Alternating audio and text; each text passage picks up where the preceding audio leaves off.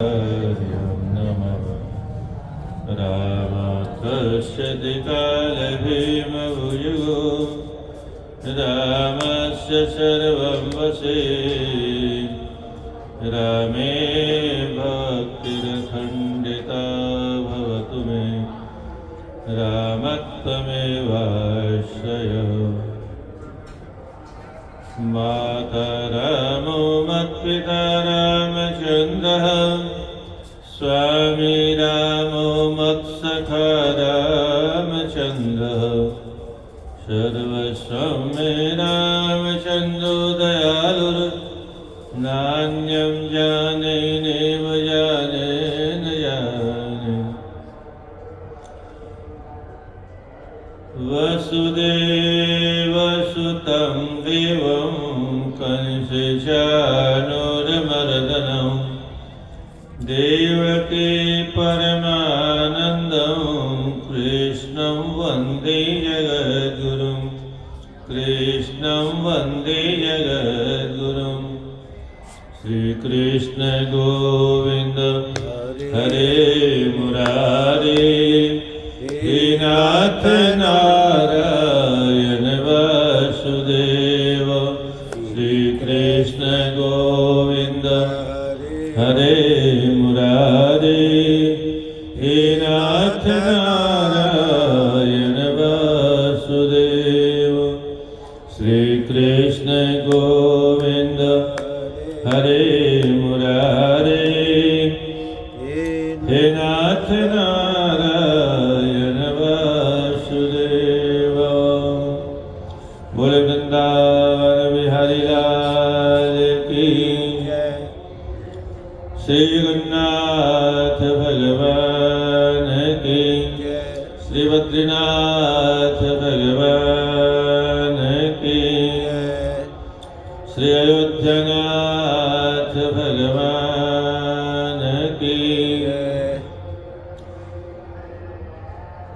श्री प्रयागनाथ भगवान की गंगा मैया की यमुना मैया की सरस्वती मैया की त्रिवेणी मैया की वेणु माधव भगवान की श्री हनुमतलाल जी महाराज की जय जय श्री राधे श्री स्वामी जी महाराज की।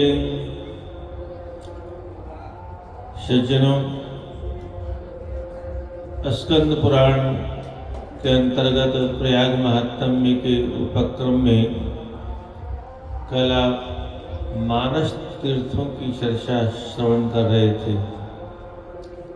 जब तक मन बुद्धि इंद्रियों को हम साफ नहीं करेंगे, केवल तीर्थों की बात नहीं है, कोई भी शुभ काम करना हो, कोई भी धर्म का काम करना हो, उसमें मन की शुद्धि आवश्यक है, बुद्धि की शुद्धि आवश्यक है, इंद्रियों की शुद्धि आवश्यक है। आज का व्यक्ति बाहर के शरीर को तो बहुत चकाचक साफ करता है, कपड़े भी चकाचक फटाफट पहनता है, नहाने धोने के बाद में लिपस्टिक पाउडर लगाने के बाद में बोतल सी होती है, कोई उसको ऐसे दबा दबा के चारों तरफ लगाता है। ओहो, भाई सुगंध फैल जाए। अरे बाहर सुगंध फैलने से क्या हुई, भीतर तो गंदगी भरी पड़ी है।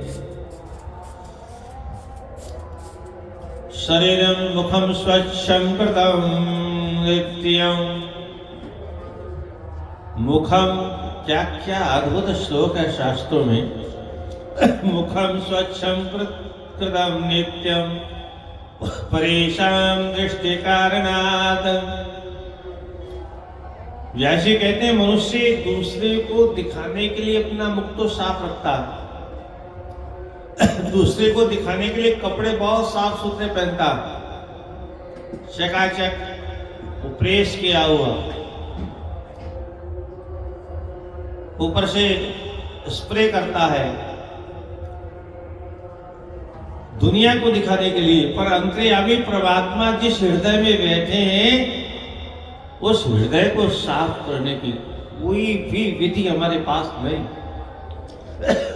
उस मन को पवित्र करने के लिए कोई साधन हमारे पास में नहीं है। उस बुद्धि को निर्मल करने के लिए कोई साधन हमारे पास नहीं। इन बाह्य साधनों से क्या हो?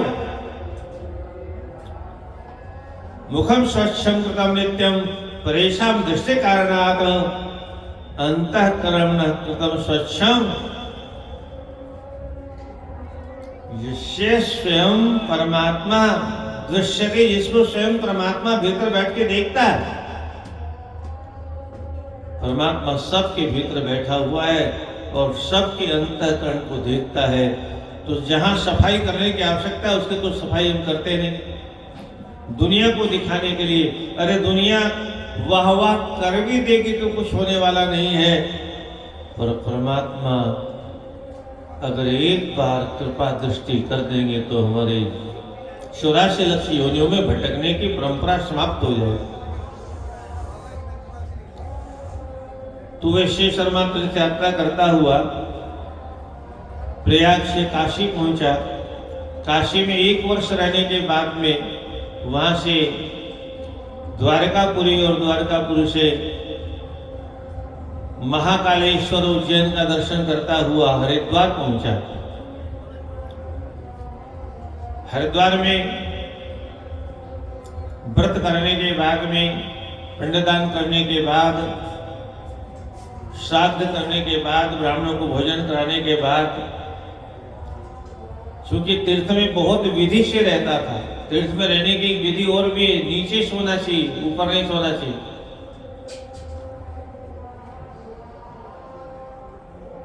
वो बीमार हो गया और गंगा के किनारे जब बीमार हो गया तो वह चिंता करने लगा, हाय हाय अब प्रदेश में मेरा क्या होगा। क्व क्षेत्रम क्व कलत्रम में क्व पुत्रा क्व च तद्वशुः। मैंने जो हजारों बीघा जमीन इकट्ठा की है, आज उस जमीन का क्या होने वाला है? मेरी पत्नी का मेरे बाप में क्या होगा? मेरे पुत्रों का क्या होगा? मैंने जो धन इकट्ठा किया उसका धन का क्या होगा? और केवल उसी का चिंतन नहीं, हम सब यही चिंतन करते रहते हैं। क्व तद्विचित्तम वैहर्म्यम क्वशा पुस्तक संप्रति। मैंने जो अद्भुत महल बनाया है, हाय हाय इतना महल बनाने के लिए मैंने कितने पाप किए, पर उस महल को छोड़ के मुझे अब मौत के मुख में जाना पड़ रहा है। ये हमारी सबकी दशा, हम सब यही चिंतन करते रहते हैं, अब मेरा क्या होगा, मेरे उन पुस्तकों क्या होगा, पुस्तकालय का क्या होगा। अद्यापि नायु पर्याप्तम फलितम च तथा मयि। अब ये वृद्धावस्था तो अभी मुझे आई नहीं, पर लगता है मृत्यु मेरे मस्तिष्क पर नृत्य कर रही है। मृत्यु मूर्धनि कृता वाशो वाशो दूरे व्यवस्थित।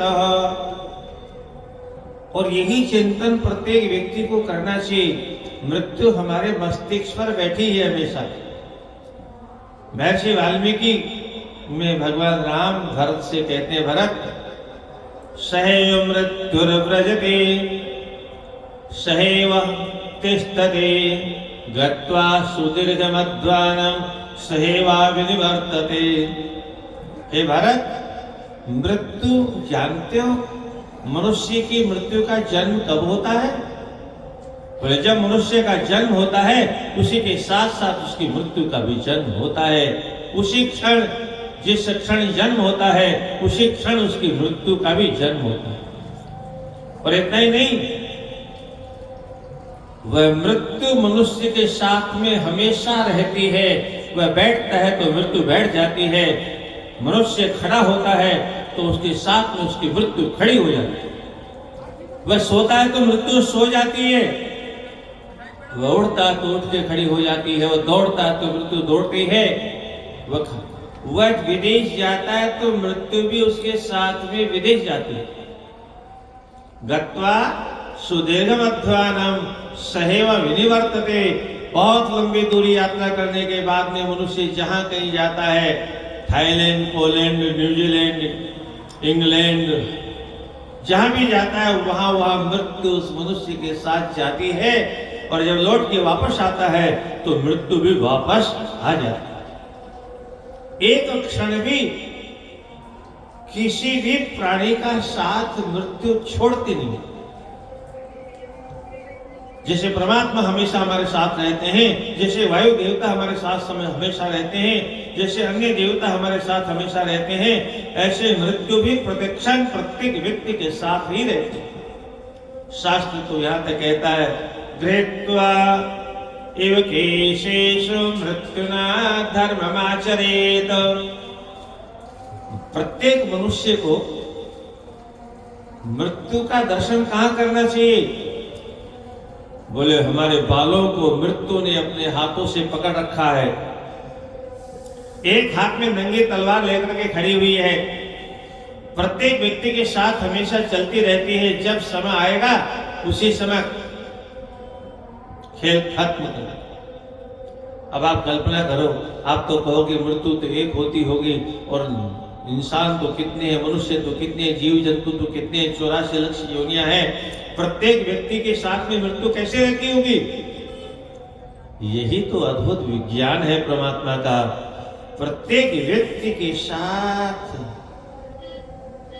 अगर मृत्यु को एक ही जगह मान लिया जाए तो पूरे विश्व में एक ही व्यक्ति मरेगा एक बार में, पर एक एक क्षण में लाखों लोग मरते हैं। एक ही क्षण में लाखों का जन्म होता है, एक ही समय में लाखों का विवाह होता है, एक ही समय। तो मृत्यु अगर एक होती तो फिर एक ही व्यक्ति को मारते, दूसरे को कैसे मारते? काशी में मणिकर्णिका के अंदर जो शमशान घाट है, वहां 10-20 मुर्दे हमेशा जलते रहते हैं। 10-20 की तैयारी होती रहती है, 10-20 आते रहते हैं, 10-20 सफाई होती रहती है। प्रत्येक क्षण, रात दिन, एक क्षण भी ऐसा नहीं होता जब वहां पर किसी मुर्दे का अकाल पड़ जाए। महाशमशान घाट है। तो कहने का तात्पर्य एक साथ में न जाने कितने लोगों की मृत्यु होती है, कितनों का जन्म होता है। तो मृत्यु भी उतनी ही जितने जीव हैं सबके साथ हमेशा रहती है। ये व्यापक तत्व है। जैसे हवा व्यापक है, आकाश व्यापक है, अग्नि व्यापक है, ऐसे ही परमात्मा जैसे व्यापक है, जीवात्मा जैसे व्यापक है, ऐसे मृत्यु भी सर्वत्र व्यापक है। और मृत्यु किसी और का नाम नहीं हो, भगवान का नाम ही काल है। कालोस्मि, राधे राधे, राधे राधे। कालोस्मि लोकक्षकृत प्रवृद्धः। गीता में भगवान कहते हैं मैं ही काल हूं। कालोस्मि भर्तर्षभः। अब भगवान ही काल है तो भगवान से बड़ा बलवान तो कोई है ही नहीं, और इसलिए काल से भी बड़ा बलवान दुनिया में कोई नहीं। तो मृत्यु ने बाल पकड़ रखे ऐसा मान करके हमेशा धर्म का काम करो, क्योंकि रंगे हाथों अगर मार दिया तो सीधे। बहुत चिंता जब होने लगी उसको, तो शिव शर्मा तो गत्वा कहता है मैं चिंता क्यों करूं? अरे मरने की चिंता तीर्थ में करने की क्या जरूरत है? मैं गंगा के तट पर मरूंगा। मेरा सौभाग्य देखो, मरने से पहले मैंने 7 पुरियों का दर्शन कर लिया, 7 पुरियों में स्नान करने का सौभाग्य प्राप्त कर लिया। इसलिए अब मुझे मरने की चिंता करने की जरूरत नहीं है। किमिहं मंदभागीव रथ्यक्वापि म्रिधुना भागीरथ्या म्रिवाद्य का चिंता मम मूढ़वद। अरे मूर्खों की तरह से माँ गंगा की गोद में मरूंगा। आहा, तीर्थों में मरना भी भाग्य से होता है।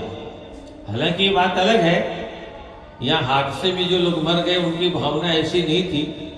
कदाचित इसी भावना से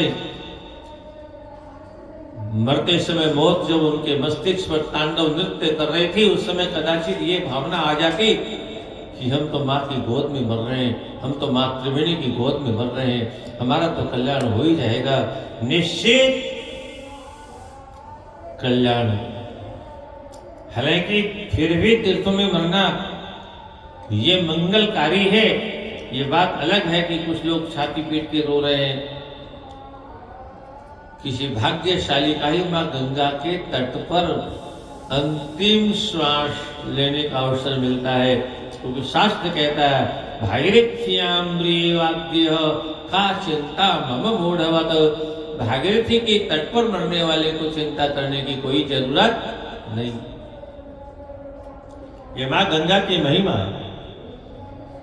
शर्वास्ति संशयिनाः अनेन वपुषा ध्रुवं प्राप्स्यामि निर्धनं वक्त सिद्धिं नेष्यसि ध्रुवम्। इस हाड़मास के पुतले को अंततो गत्वा तो मट्टी में मिलना ही था, तो तीर्थ में अगर इस प्रकार की मृत्यु होती है तो इसमें अहोभाग्य मानना चाहिए अपने आप का। स्मर्तव्यम, ऐसा चिंतन करते करते उसकी स्मरण शक्ति नष्ट हो गई और हजारों हजारों करोड़ों करोड़ों बिच्छू जैसे काटते हैं, ऐसे ही मृत्यु का कष्ट होता है। और जो ही उसके शरीर से जीवात्मा का निकलना हुआ, उसी समय आकाश से भगवान का भेजा हुआ विमान आ गया।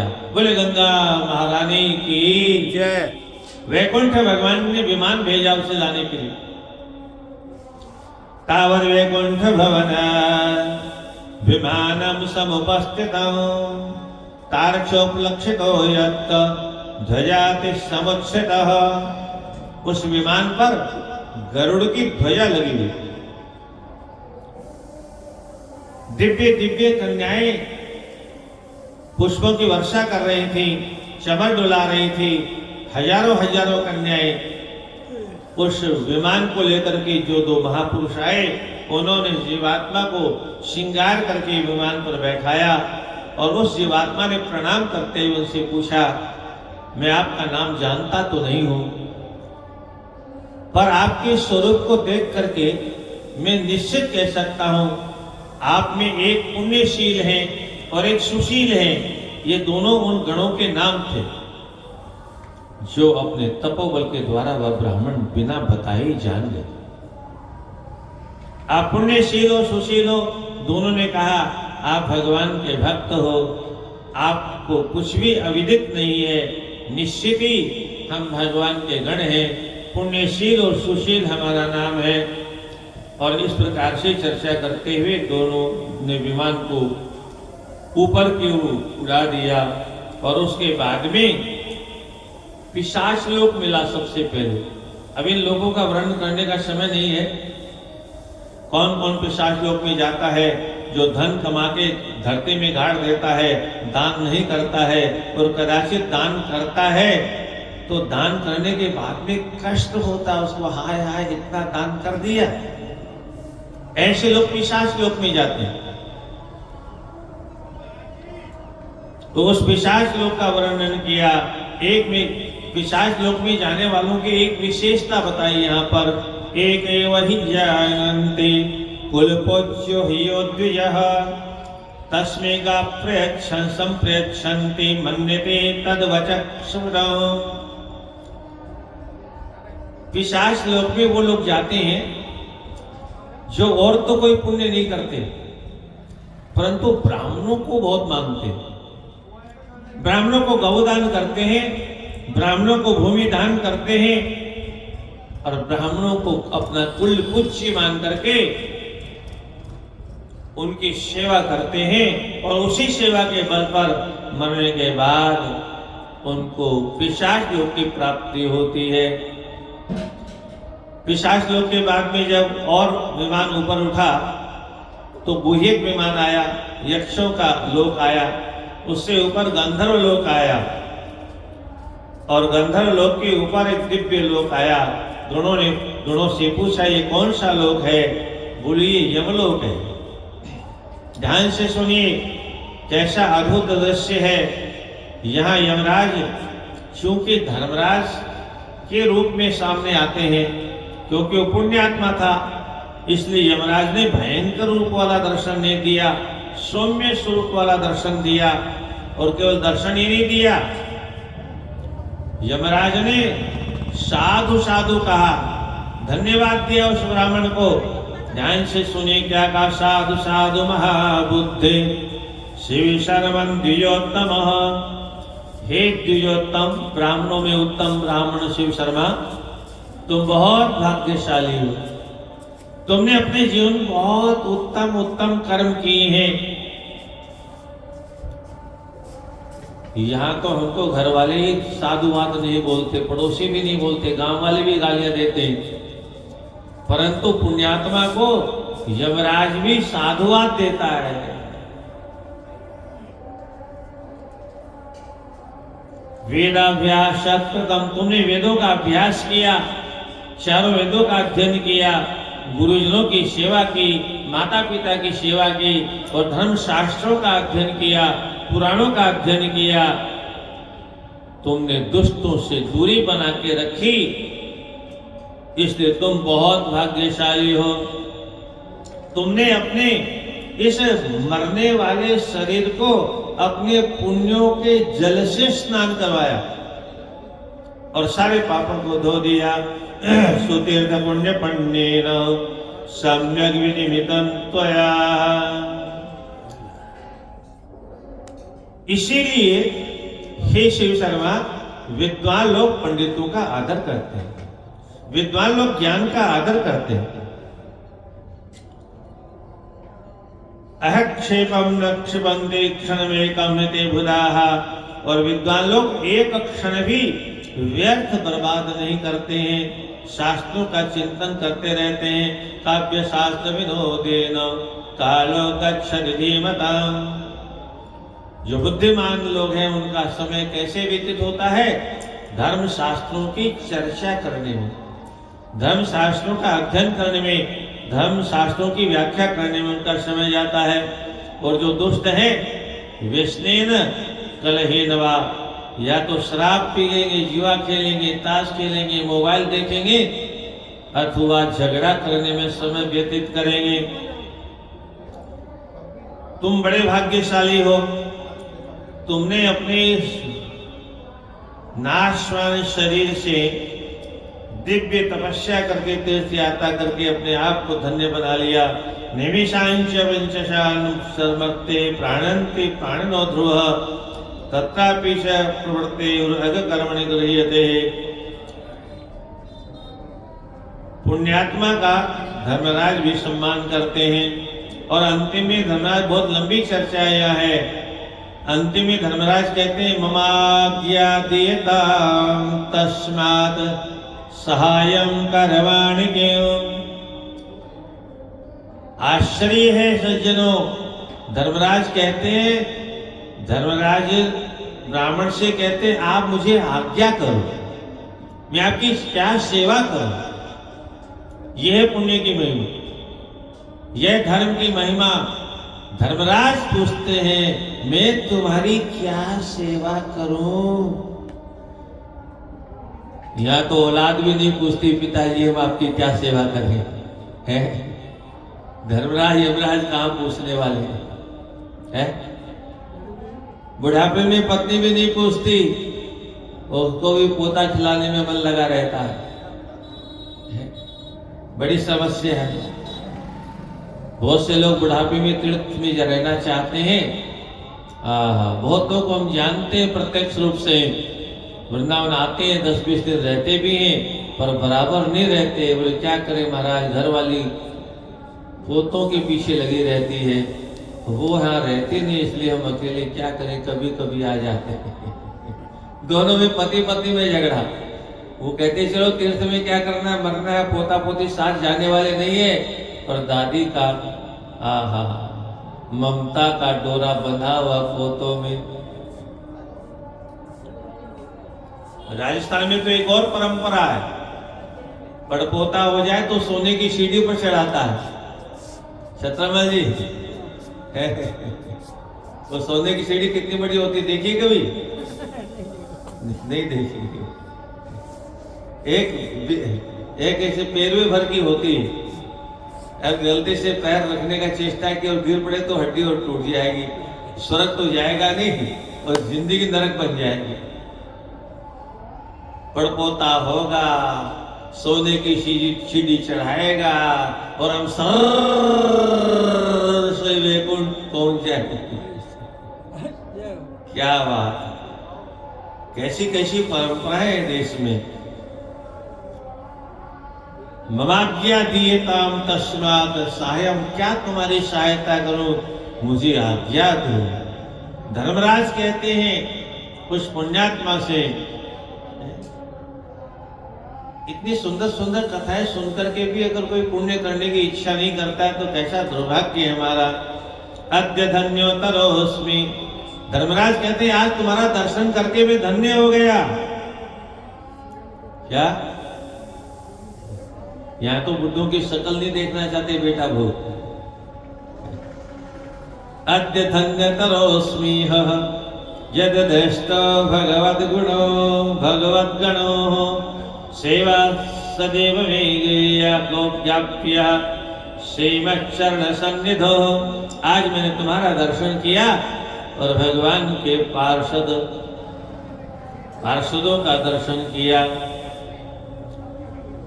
तद प्रक्षापितास्ताभ्यां प्राविशस्व पुरीं यमः, और इस प्रकार से धर्मराज ने उसका बहुत प्रशंसा करते हुए अपने लोक में प्रवेश कर गए।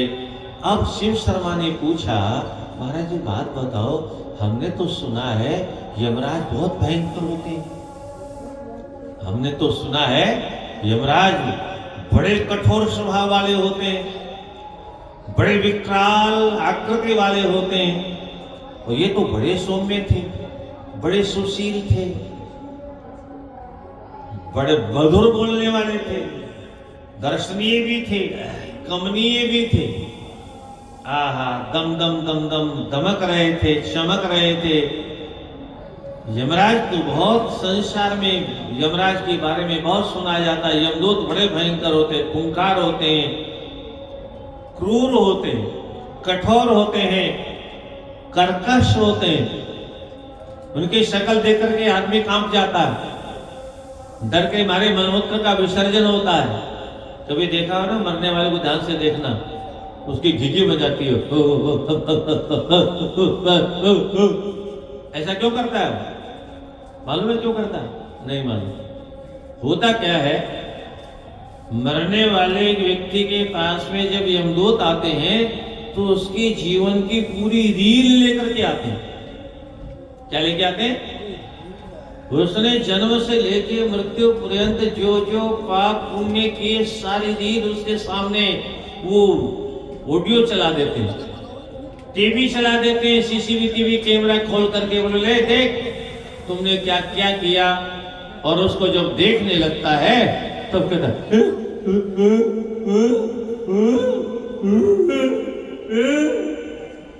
मैंने ये किया।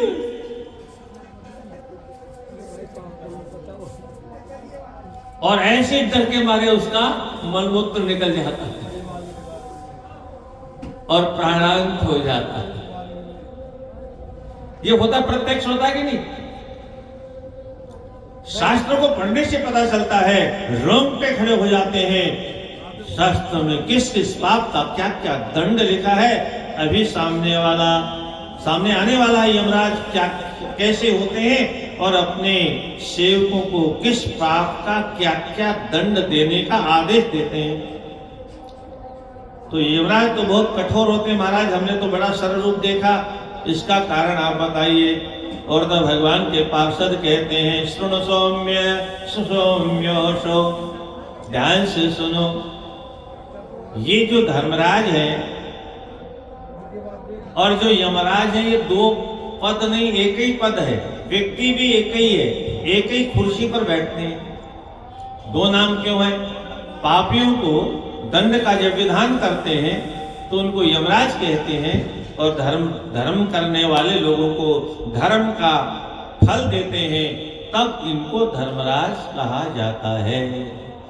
धर्मात्माओं के सामने बहुत सौम्य बनकर के जाते हैं और पापियों के सामने बहुत भयंकर बनकर के जाते हैं। हम जिद्दी बन जाते हैं। ऐमे वही पिंगाक्षः, ये जो तो पीली पीली आंखों लाल लाल आंख वाले बताते हो ना यमराज, बोली यही है वो, इन्हीं को यमराज कहते हैं। क्रोध रक्तांतलोचनः, क्रोध के मारे इनकी आंखें लाल लाल हो जाती हैं। दृष्टाकराल भदनो विद्युल्लन भीषणो, बड़ी बड़ी दाढ़ी हैं इनकी, जिह्वा लपलपाती है तो अग्नि की लपटें निकलते हैं, आंखों से अग्नि के अंगारे निकलते हैं। जब पापियों पर क्रोध करते हैं तो पापियों के रोम रोम कांप जाते हैं, रूह कांप जाती है, अंतःकरण कांप जाता है। ऊर्ध्वकेशो अपि कृष्णांग, बड़े लंबे लंबे ऊंचे ऊंचे बाल हैं। आजकल तो बहुत से कथावाचकों के बड़े लंबे ऊंचे ऊंचे बाल होते हैं। यमराज की बराबरी करना क्यों चाहते हो पता नहीं। ऊर्ध्वकेशोऽपि कृष्णांग प्रलयाम्बुधनेश्वरः, प्रलय के काले काले मेघों के समान उनकी आकृति है। उनका रंग कैसा है? प्रलय के मेघों का रंग जैसे काला काला होता है, ऐसे उनका रंग काला काला है। और वो अपने सेवक दुर्मत से कहते, रे दुर्मत इधर आओ, कालदंडोद्यत करो, भ्रकुटे कुटिलानन हो, जरा काल दंड के द्वारा इस पापी की खोपड़ी को चूर चूर कर दो। घातेनम सुदुर्वृत्तम मूर्धने तीव्रमयोधने, इस पापी ने अहंकार से अपना मस्तक हमेशा ऊंचा रखा, मुदगर मार मार कर से खोपड़ी का कचूमर कर दो। आधारेणम दुर्वृत्तम धृत्वा पादो शिलातले, ये अपने पैरों से शराब घर जाता था, ये अपने पैरों से वेश्यालय में जाता था, इसलिए इसके पैरों को पत्थरों के नीचे कुचल डालो। उत्पाट्य नेत्रत्वम निधाय चरणम जल चरणम जले, और एक द्रुमद सुनो, इसकी आंखें निकाल लो, क्योंकि ये दूसरों को बड़ी टेढ़ी नजर से देखता था, विशेष करके गरीबों पर बहुत वक्र दृष्टि रखता था। इसकी आंखें निकाल करके चूर्ण बना दो।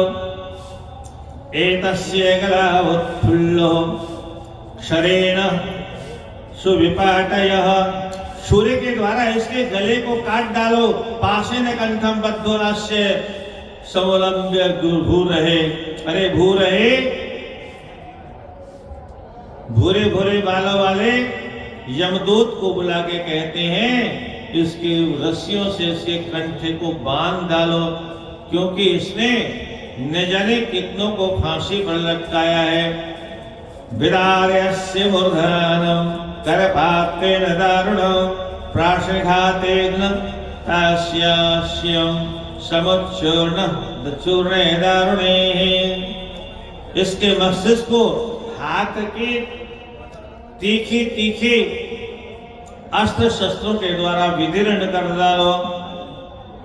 परदारा प्रशवरम करम छिंदे से पापिनः, देखो इस पापी व्यक्ति के हाथों को काट डालो, क्योंकि इसने अपने हाथों से पराई नारी का स्पर्श किया था।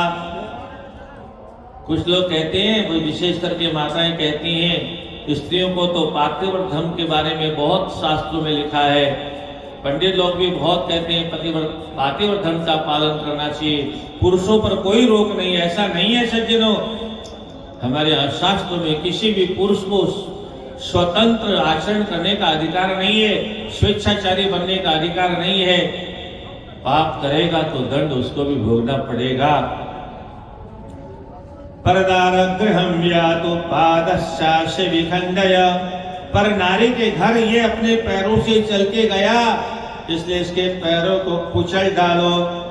शुचिभिरोम गोपेषु तनुं विधि सर्वतः, ये दूसरों को हमेशा कटु वाणी बोलता था, कड़वी वाणी, कठोर वाणी, ऐसी जहरीली वाणी बोलता था, सामने वाले के हृदय में छेद हो जाता था, हृदय उसका जल उठता था। इसलिए तुम सुई लेकर के जाओ और इसके रोम रोम में सुई चुभो, ताकि इसको पता चले कठोर वाणी का प्रयोग करने का फल क्या होता है। धातु परकलत्रांगे नखपंक्ति दुरात्मना, इसकी अंगुलियों को कुचल दो, क्योंकि इसने अपने नाखूनों से पर नारी के शरीर में खरोंच पैदा की थी।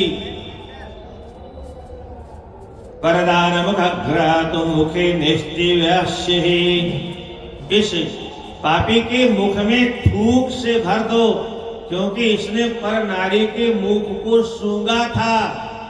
राधे राधे, हाय हाय हाय। वक्तुम परापवादस्य कीलम तीक्ष्णम मुखेक्षेपः, यह हमेशा दूसरों का अपमान करता था, दूसरों की निंदा करता था। इसकी जीवा में कीले ठोक दो, कीले। हमारा शास्त्र कहता है, जिस अंग से जो अपराध करो उस अंग को काट डालो, ताकि दोबारा कोई अपराध करे ही नहीं।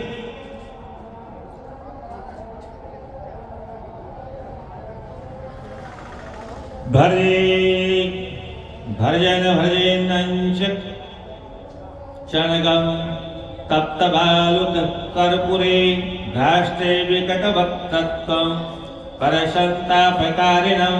अरे ओ विकट, विशाल कटकटाने वाला, विकट स्वरूप धारण करने वाले यमदूत के नाम बोल बोल के कहते हैं परसंतापकारिणं, दूसरों को कष्ट देने वाले को इसको जरा अच्छी तरह से मुकदर से रोंद डालो। दोषारोपम सदा कर्तुम अधोषे क्रूरलोचन, ये निर्दोष प्राणियों में हमेशा दोष निकालता है, इसकी दृष्टि हमेशा क्रूर रहती है। इसलिए निमज्ज्यास्य वदनम पूय शोणित कर्दमे, इसके मुख में मल और मूत्र का विक्षेप कर दो। पूय मवाद और शोणित खून भर दो इसके मुख में, कीचड़ से भरा हुआ। अदत्त पर वस्तूनां गृणत परपल्लवं करपल्लवं आभूत्याप्लुत्य तेलेन सप्ताघारे पचोत्कटे। अरे उत्कट, इधर आओ, देखो ये जो बिना पूछे किसी का सामान उठा के ले जाता था, बिना पूछे, बिना दिए किसी की वस्तु को छूना नहीं चाहिए, चाहे कुछ भी हो, हीरा मोती मणि माणिक के, बिना पूछे स्पर्श नहीं करना चाहिए। अदत्त पर वस्तु नाम, बिना दी हुई वस्तु को उठा के ले जाता था, इसलिए इसके हाथ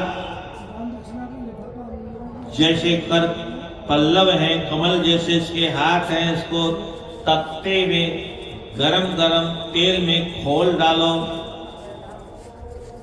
अपवादम गुरुर्वक्तुम निंदा कर्तुम सपर्वणा, जो हमेशा अपने गुरु के सामने दुष्ट व्यवहार करता था, बाधा विवाद करता था, तू मैं करता था, इसलिए तप्त लोह शलाकाश मुखे भीषण निक्षिपः, इसके मुख में गरम गरम लोहे के कीले डाल दो। गुरुजनों को अपने द्वारा कटु वाणी का व्यवहार करने वाले के साथ में यमदूत ऐसा ही व्यवहार करते हैं। परमरम स्पर्शस्य परचित्र प्रकाशितो सुतप्ताय मया छंद सर्व संधि सुदोपय, ये हमेशा कटु वाणी के द्वारा दूसरे के मर्म स्थानों को बींधता था। कभी कभी कुछ लोग ऐसी जहरीली बात बोलते हैं, लोग कहते तुम्हारी वाणी का बाण ऐसा लगा मेरे छाती में घाव हो गए। और सुनो, हमारा शास्त्र कहता है तलवार का घाव तो मिट भी जाता है, पर वाणी का घाव मिटता नहीं। अस्त्र शस्त्र का प्रहार हो, और घाव हो जाए, औषधि से उसका इलाज संभव है, उसका दर्द समाप्त हो जाएगा। और वाणी के द्वारा बनाया हुआ जो घाव है, उसके लिए दुनिया में कोई औषधि ऐसी बनी ही नहीं कि वो घाव का दर्द समाप्त हो जाए। ऐसा भयंकर पीड़ा देने वाला घाव होता है। इसलिए अन्य शस्त्रों से वाणी का शस्त्र बहुत खतरनाक है। इसलिए वाणी ऐसी बोली, मन का आपा खोए, होरन को शीतल करे, आप ही शीतल होए।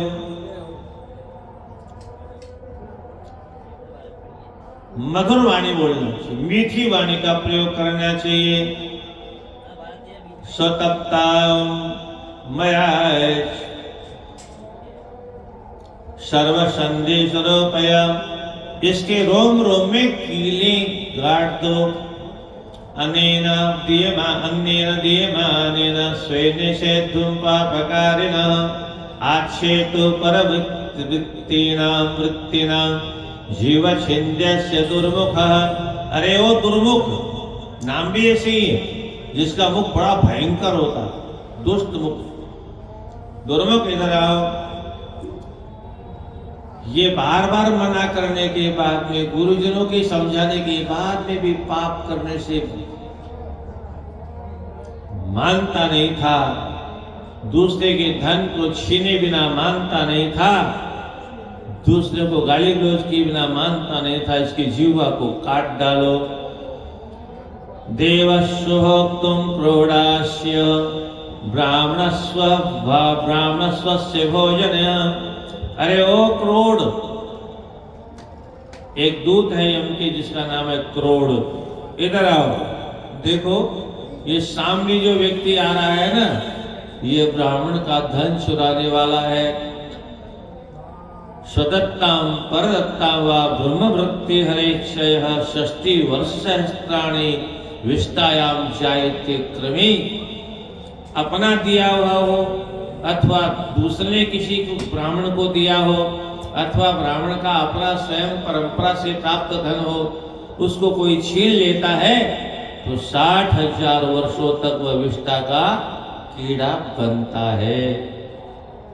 किसी का धन भगवान ने जो हमें अपने प्रारब्ध के अनुसार दिया है, हमको उसी में संतोष करना चाहिए। दूसरे की धन दौलत पर, किसी भी वस्तु पर, एक तो सनातन धर्म। भगवान राम ने जब लंका पर विजय प्राप्त कर ली तो लक्ष्मण जी बोले, भैया एक बार चलो आप भी लंका देखाओ। भैया ऐसी क्या विशेषता है जो लंका देखने लायक है? अरे बोले भैया, सोने के प्रकोटे बने हुए, सोने के महल बने हुए, सोने के टॉयलेट बने हुए हैं, सब सोना ही सोना है वहां पर। कनक कोट विचित्र मनकृत सुंदरायतना घना, चौहट्ट हट्ट सुवट्ट वीथि चारुपुर बहु विधि बना। सब सोने ही सोने का है। क्या प्यारी बात कही भगवान ने। भगवान कहते, लक्ष्मण अपि स्वर्णमयी लंका नैमे लक्ष्मण रोचते। भले ही लंका सोने की क्यों न बनी हो लक्ष्मण, पर मुझे वह अच्छी नहीं लगती। पर सुनो, मेरी अपनी जो जन्मभूमि है, जननी जन्मभूमि सर्गा दपे करियसी, मेरी जन्मभूमि तो मुझे स्वर्ग से भी श्रेष्ठ लगती है। भले ही मिट्टी की ईंटों से बनी है, भले ही पत्थर से बनी है, पर वह मेरी जन्मभूमि है, वह स्वर्ग से भी श्रेष्ठ है। दूसरे का महल सोने का भी है, वह भी श्रेष्ठ नहीं है। अपने भाग्य में अगर मिट्टी का झोपड़ा भी है, वह भी स्वर्ग से श्रेष्ठ माना गया। इसलिए सनातन धर्म की सबसे बड़ी विशेषता है, पराई वस्तु के ऊपर कभी बुरी दृष्टि डालना ही नहीं। एक वाक्य में अगर सनातन धर्म की व्याख्या करें, एक वाक्य में, पराई वस्तु पर बुरी नजर नहीं डालना, ये सनातन धर्म है। और दूसरी ओर पाश्चात्य धर्म क्या है? जो कुछ हो दूसरे का होना चाहिए। दूसरे का मकान मिल जाए, दूसरे की दुकान मिल जाए, दूसरे का कारखाना मिल जाए, दूसरे की घरवाली मिल जाए, दूसरे का धन दौलत मिल जाए, जो कुछ मिले दूसरे का मिले, ये पाश्चात्य संस्कृति है। और आज हमारे देश में जो ये संस्कार आ गए, ये विदेशियों की कुसंग के कारण आ गए। उनकी जो शिक्षा, हमने मेघालय की शिक्षा पढ़ी, उसके कारण हमारे अंदर वो कुसंस्कार और बाकी जो सिनेमा देखा, उस सिनेमा के कारण ये सारे गंदे संस्कार हमारे बच्चों के अंदर आत्मसात। शास्त्रों का अध्ययन करना नहीं, पुराणों का अध्ययन करना नहीं, गीता भागवत रामायण पढ़ना नहीं, कहां से संस्कार आएंगे? दूसरे वाले अपने बच्चों को पैदा होते ही मदरसे में भेजते हैं, अपने ग्रंथ को पढ़ाते हैं, इतने में उनको संतोष नहीं होता। महीने में 4 बार हर शुक्रवार को उनको ड्यूटी लगानी होती और वहां उनको शिक्षा देते हैं, क्या करना है, क्या नहीं करना है, किसको वोट देना है, सब वहीं तय होता। हमारे यहां ऐसी कोई व्यवस्था नहीं। आप कोई कहे कि आजकल तुम्हारा धर्म बहुत ज्यादा दिखाई देता है, तीर्थों में बहुत भीड़ हो रही है, प्रयागराज में तो लोग दबके मर गए, इस भीड़ का नाम धर्म नहीं है। धर्म हमारा आचरण में होना चाहिए, धर्म भीड़ में नहीं होना चाहिए। धर्म हमारे आचरण में होना चाहिए, धर्म हमारे भाषण में भी नहीं होना चाहिए। भाषण में तो बहुत धर्म है, सारे पंडालों में भाषण दिया जा रहा है। भाषण देना धर्म नहीं है। भाषण देने वाले के जीवन में वह जो भाषण देता है वह कितना उतरा है या नहीं उतरा है। परोपदेशे पांडित्यम सर्वेशाम सुखराम नृणाम। दूसरे को उपदेश देना है बहुत सरल है। पर उपदेश कुशल बहु तेरे, जे आचरहित नर न घनेरे। अरे दूसरे को उपदेश तो शूर्पणखा भी देती है। शूर्पणखा रावण से कहती, करसि पान सोवस दिन राती, सुधि नहीं तव सिर पर आराती।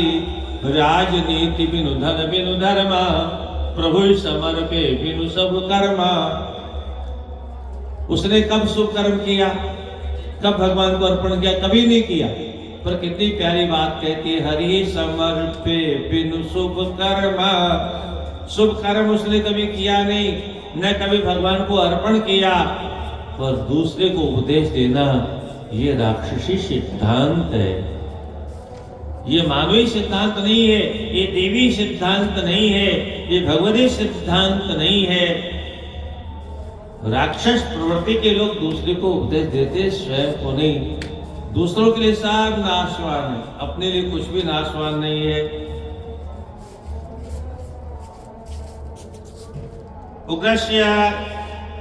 उग्रस्य शिशुहंतारमं विश्रम्भघातिनं कृतघ्नं नैवेगेन महारौरवेण। धर्मराज कहते, यमराज कहते हैं, देखो इसने देवताओं के लिए कोई शुभ काम नहीं किया, इसने भगवान के लिए कोई शुभ काम नहीं किया, इसने ब्राह्मणों को कभी प्रसन्न नहीं किया। केवल स्वार्थ के लिए अपने लिए भोजन पकाया और अपने लिए खाया और डकार लेके सो गया। कुंभी पाक नरक में डाल दो। ये अंधक, नाम क्या है उस दूध का? अंधक। और अंधा जब डालेगा तो कहां डालेगा? उसको तो खुद ही कुछ दिखता नहीं। उग्रास्य शिशुहंतारम, ये इसका स्वभाव बहुत उग्र है। छोटे छोटे बच्चों को मारने वाला है, भ्रूण हत्या करने वाला है, गो हत्या करने वाला है, विश्वासघाती है। दूसरे को विश्वास में लेकर के उसकी हत्या कर देता है। कृतघ्न, केवि उपकार को जो नहीं मानता है। नैवेगेन महारोरव, इसको महारोरव नरक में डाल दो और इसको ले जाके रोरव नरक में डाल दो। देवेश्वहोक्तम क्रोडास्य ब्राह्मण स्वस्य भोजन विदार्योदरस्यासु विटकीटे परिपूरयः। अरे ओ क्रोध, ये केवल देवी, हाँ बहुत से लोगों को मालूम नहीं है सज्जनों, ये बहुत बड़ी बात है यहाँ पर, जो केवल मंदिर के भरोसे जीवन यापन करता है, यानी देव द्रव्य से जीवन यापन करता है, ये भी निषेध है हमारे यहाँ। भगवान को जो चढ़ेगा उसी से जीवन यापन होगा। ऐसे व्यक्ति को देवस्व भोक्तुम, केवल देव की निमित्त प्राप्त किया हुआ, गाय के निमित्त आया हुआ धन, भगवान के निमित्त आया हुआ धन भी जो खा जाता है, ऐसे प्राणियों के उदर को, पेट को विदरण कर दो, फाड़ डालो उनके पेट को, क्योंकि उन्होंने दूसरे का धन खाया, भगवान का धन खाया है। ब्रह्मग्नम चांदता मिश्रे, इसने ब्रह्म हत्या की है, इसको तामिश्र नरक में डाल दो। सुरापम पूय शोणिते, इसने श्राप किया है, इसको मवाद जो होता है ना फोड़े का, मवाद से भरे हुए कूप में डाल दो, अथवा खून से भरे हुए कूप में डाल दो। कालसूत्रे हेमशोरम अवीच्यो गुरुतल्पगम, ये सोने की चोरी करने वाला है, सोने की चोरी करने वाले को कालसूत्र नाम के नरक में डाल दो। और ये गुरु के पलंग पर सोने वाला है, गुरु पत्नी की ओर बुरी नजर से देखने वाला है, ऐसे प्राणी को अवीची नाम के नरक में डाल दो। मनुष्य कभी कभी पुण्य के बल पर बहुत ऊपर उठ जाता है, पर थोड़ा सा भी पाप जीवन में आ गया तो तुरंत पतन हो जाता है। बहुत सुंदर उदाहरण है नहुस का। देवराज इंद्र को जब ब्रह्म हत्या लग गई तो मानसरोवर में जाके छिप गया। देवताओं ने देखा धरती पर कौन सुयोग्य राजा है जिसको हम देवता के पद पर अभिषेक करें। तो पुण्यात्मा नहुस को धरती से ला करके स्वर्ग के अधिपति के रूप में प्रतिष्ठित कर दिया। अब सशरीर स्वर्ग पहुंच गया, पुण्य क्या था ना, पर वहां जाने के बाद में भी मन में बुद्धि भ्रष्ट हो गई उसकी, पर नारी की ओर दृष्टि चली गई, इंद्राणी के प्रति बुरा भाव आ गया। इंद्राणी को मेरी सेवा में लाके उपस्थित करो, ये सिंहासन आधा खाली रहता है, मुझे अच्छा नहीं लगता, यहाँ पर लाके बैठाओ उसे। इतनी जो बुद्धि हो गई पराई नारी की ओर बुद्धि भ्रष्ट हो गई, तो परिणाम क्या हुआ, ऋषियों को पालकी में जोड़ दिया और महर्षि अगस्त के पादप प्रहार से जब माथे पर पादप प्रहार किया तो शाप दे दिया, अरे मोर तुम सर्प सर्प क्या चिल्लाता, जा तू ही सर्प हो जा। वो अजगर बन गया। उसके बाद में युधिष्ठिर के सत्संग के द्वारा उद्धार हुआ, नहीं तो उद्धार होने वाला भी नहीं था। तो ऐसा पुण्य बिना भजन के जो पुण्य भी होता है, बिना जप के जो पुण्य भी होता है, बिना भगवत आराधना के, बिना भगवान की शरणागति के पुण्य भी अगर कोई कमा ले तो उस पुण्य से स्वर्ग तक पहुंचने के बाद में भी उसका पतन हो जाता है। तत्सर्गे तत्संसर्गिणं मावरसम अशिपत्र बने तथा, पर नारी का संग करने वाला अथवा उसका संग करने वाला, चोर का संग करने वाला अथवा गुरु का अपमान करने वाला, ऐसे लोगों को तुम ले जाओ अशिपत्र नाम के नरक में डाल दो। एतान महापात्रिकन तप्त तेल कटाह के, तब जहां पर तपा हुआ तेल खोलता रहता है, उस खोलते हुए तेल में जैसे पूड़ी है, जैसे गुलगुला, जैसे बड़ा खुदबुदाता रहता है, ऐसे ही उस जीवात्मा को पकाया जाता है। ये भोगायतन होता है, मृत्यु नहीं होती, मृत्यु से ज्यादा भयंकर कष्ट प्राप्त करने के बाद में भी मरता नहीं। आप्लुत्य दुर्दृष्ट काकोले लेलोहतुंडके संतोद्यमान पापिष्टार नित्यम कल्पम निवासय। हे दुर्दृष्ट नाम के सेवक इधर आओ, जो अपनी चोंच से यानी मुख से कठोर वाणी का प्रयोग करता है, ऐसे जीवों को बार बार खोलते हुए तेल में उबालो, बार बार इनको कष्ट प्रदान करो। और सुनो, स्त्री की हत्या करने वाले को पकड़ लाओ। हाँ, हमारे यहाँ नारी के ऊपर हाथ उठाना निषेध है।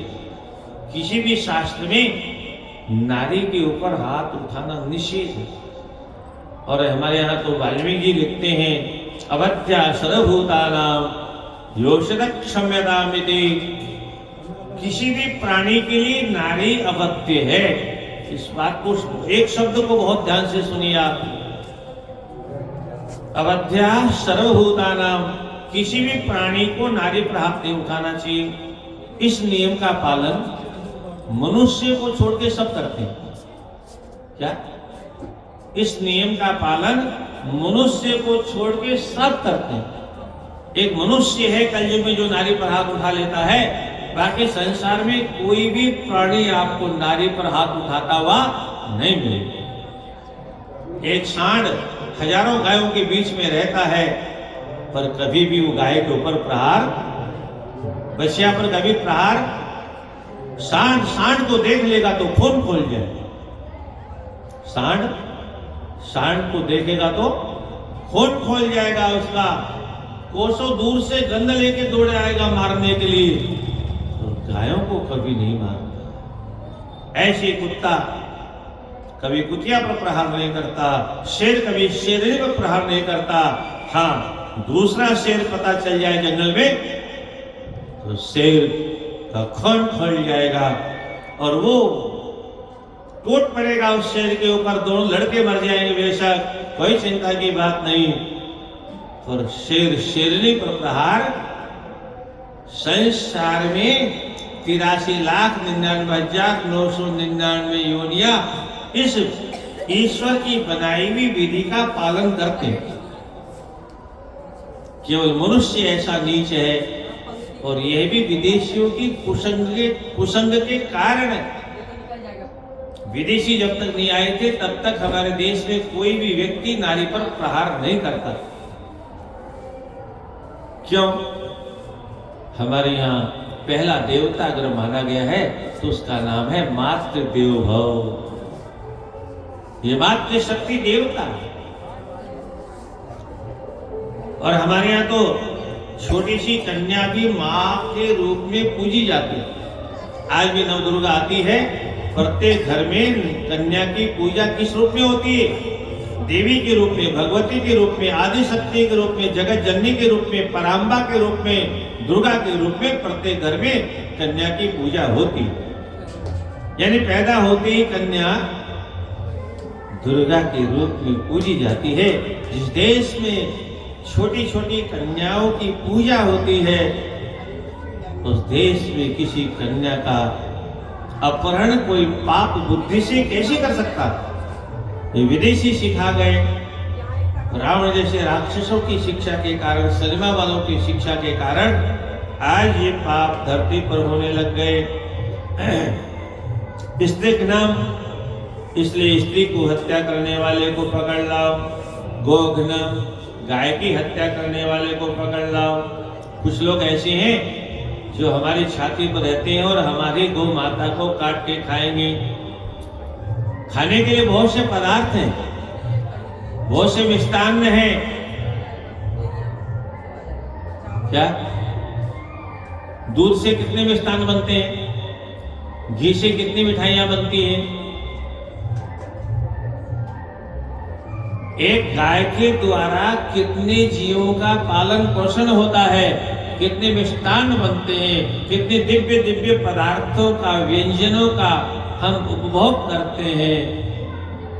उन दिव्य दिव्य 56 भोगों को छोड़ करके गाय को काट के खा जाने वाले राक्षस, ऐसे लोगों को पकड़ लाओ।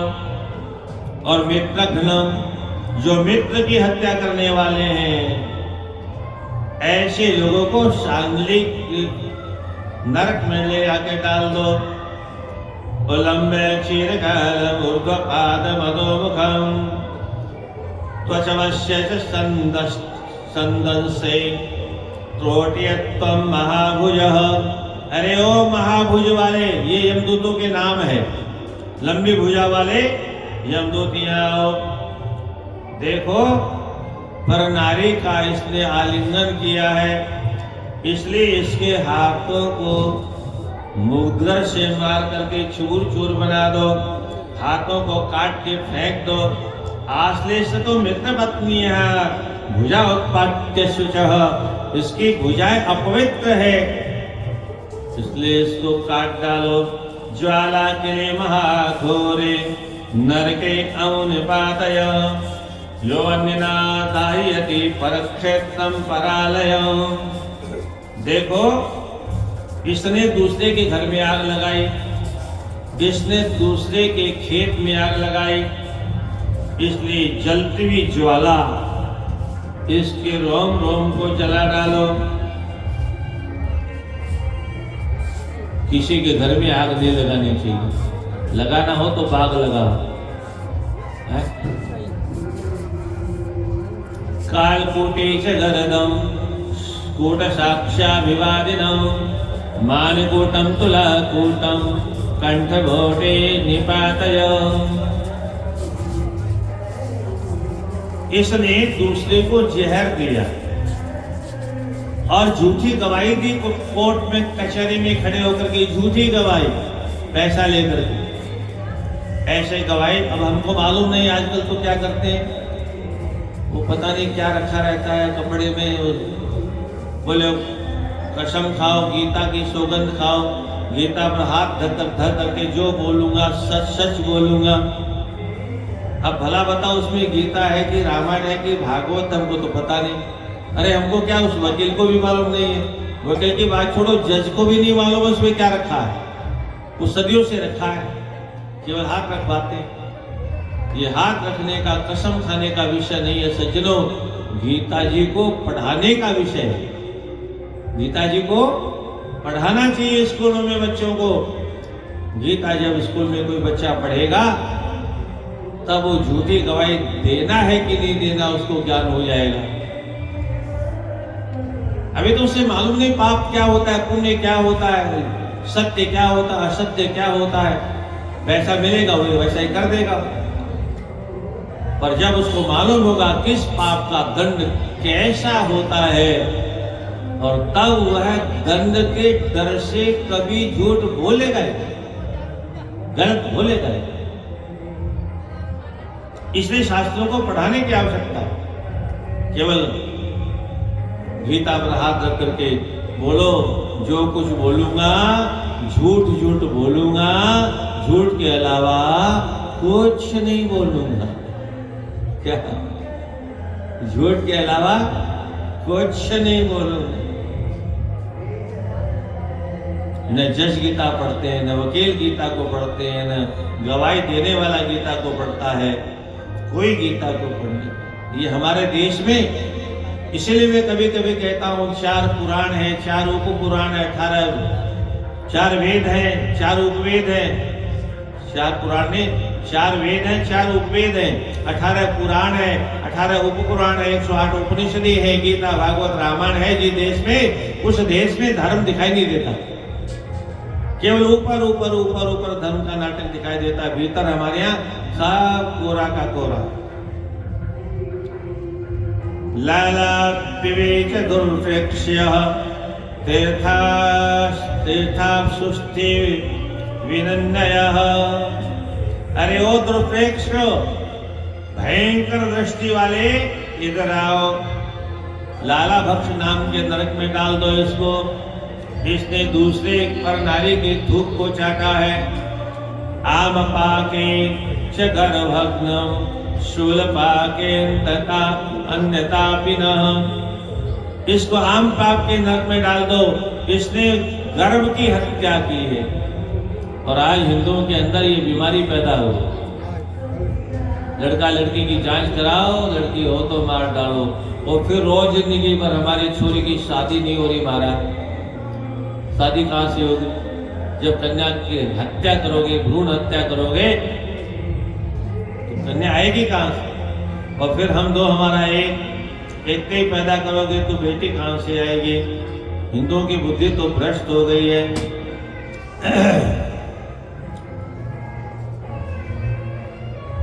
गोतिलाय शतरंगाश विक्रेता द्विजाधम, गाय को बेचने वाला ब्राह्मण। हाँ सज्जन, गौ से हमारे जैसे ब्राह्मण गौदान ले लेते हैं और फिर गाय को बेच देते हैं। गाय को बेचना अपराध है। कौन सा दंड मिलता है? गो बेचने वाला, तिल बेचने वाला। ऐसे ब्राह्मणों में जो अधम ब्राह्मण है, मातुलान्या सुराया विक्रेता फलायुध,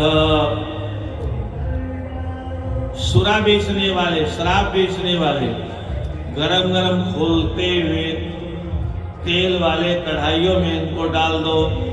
मूसलो लोकले वेश्यम कंडेनम पुनः पुनः क्षत्रम द्विजावंतारम द्विजाग्रे मुंश सेविनम।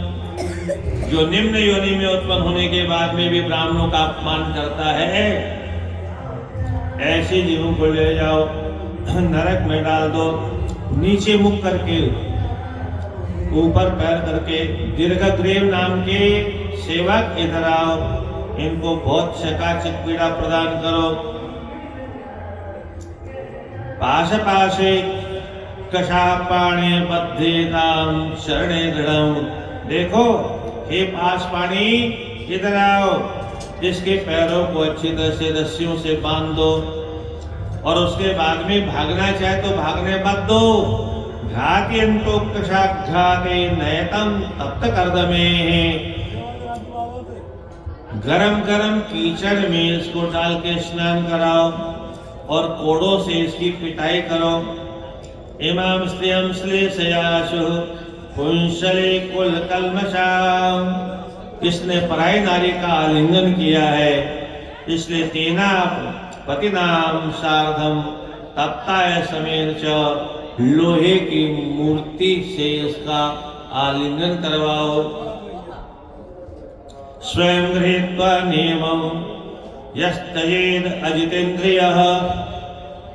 उन लोगों को भी सावधान रहना चाहिए जो कुछ नियम ले करके हम आज से ऐसा करेंगे, ये व्रत करेंगे, ये व्रत करेंगे, और उसके बाद में अपने ही व्रत को अपने ही द्वारा खंडित कर देते हैं। ये भी बहुत बड़ा पाप है। तम प्रापे दुराधर्षम बहु भ्रमर दंश के।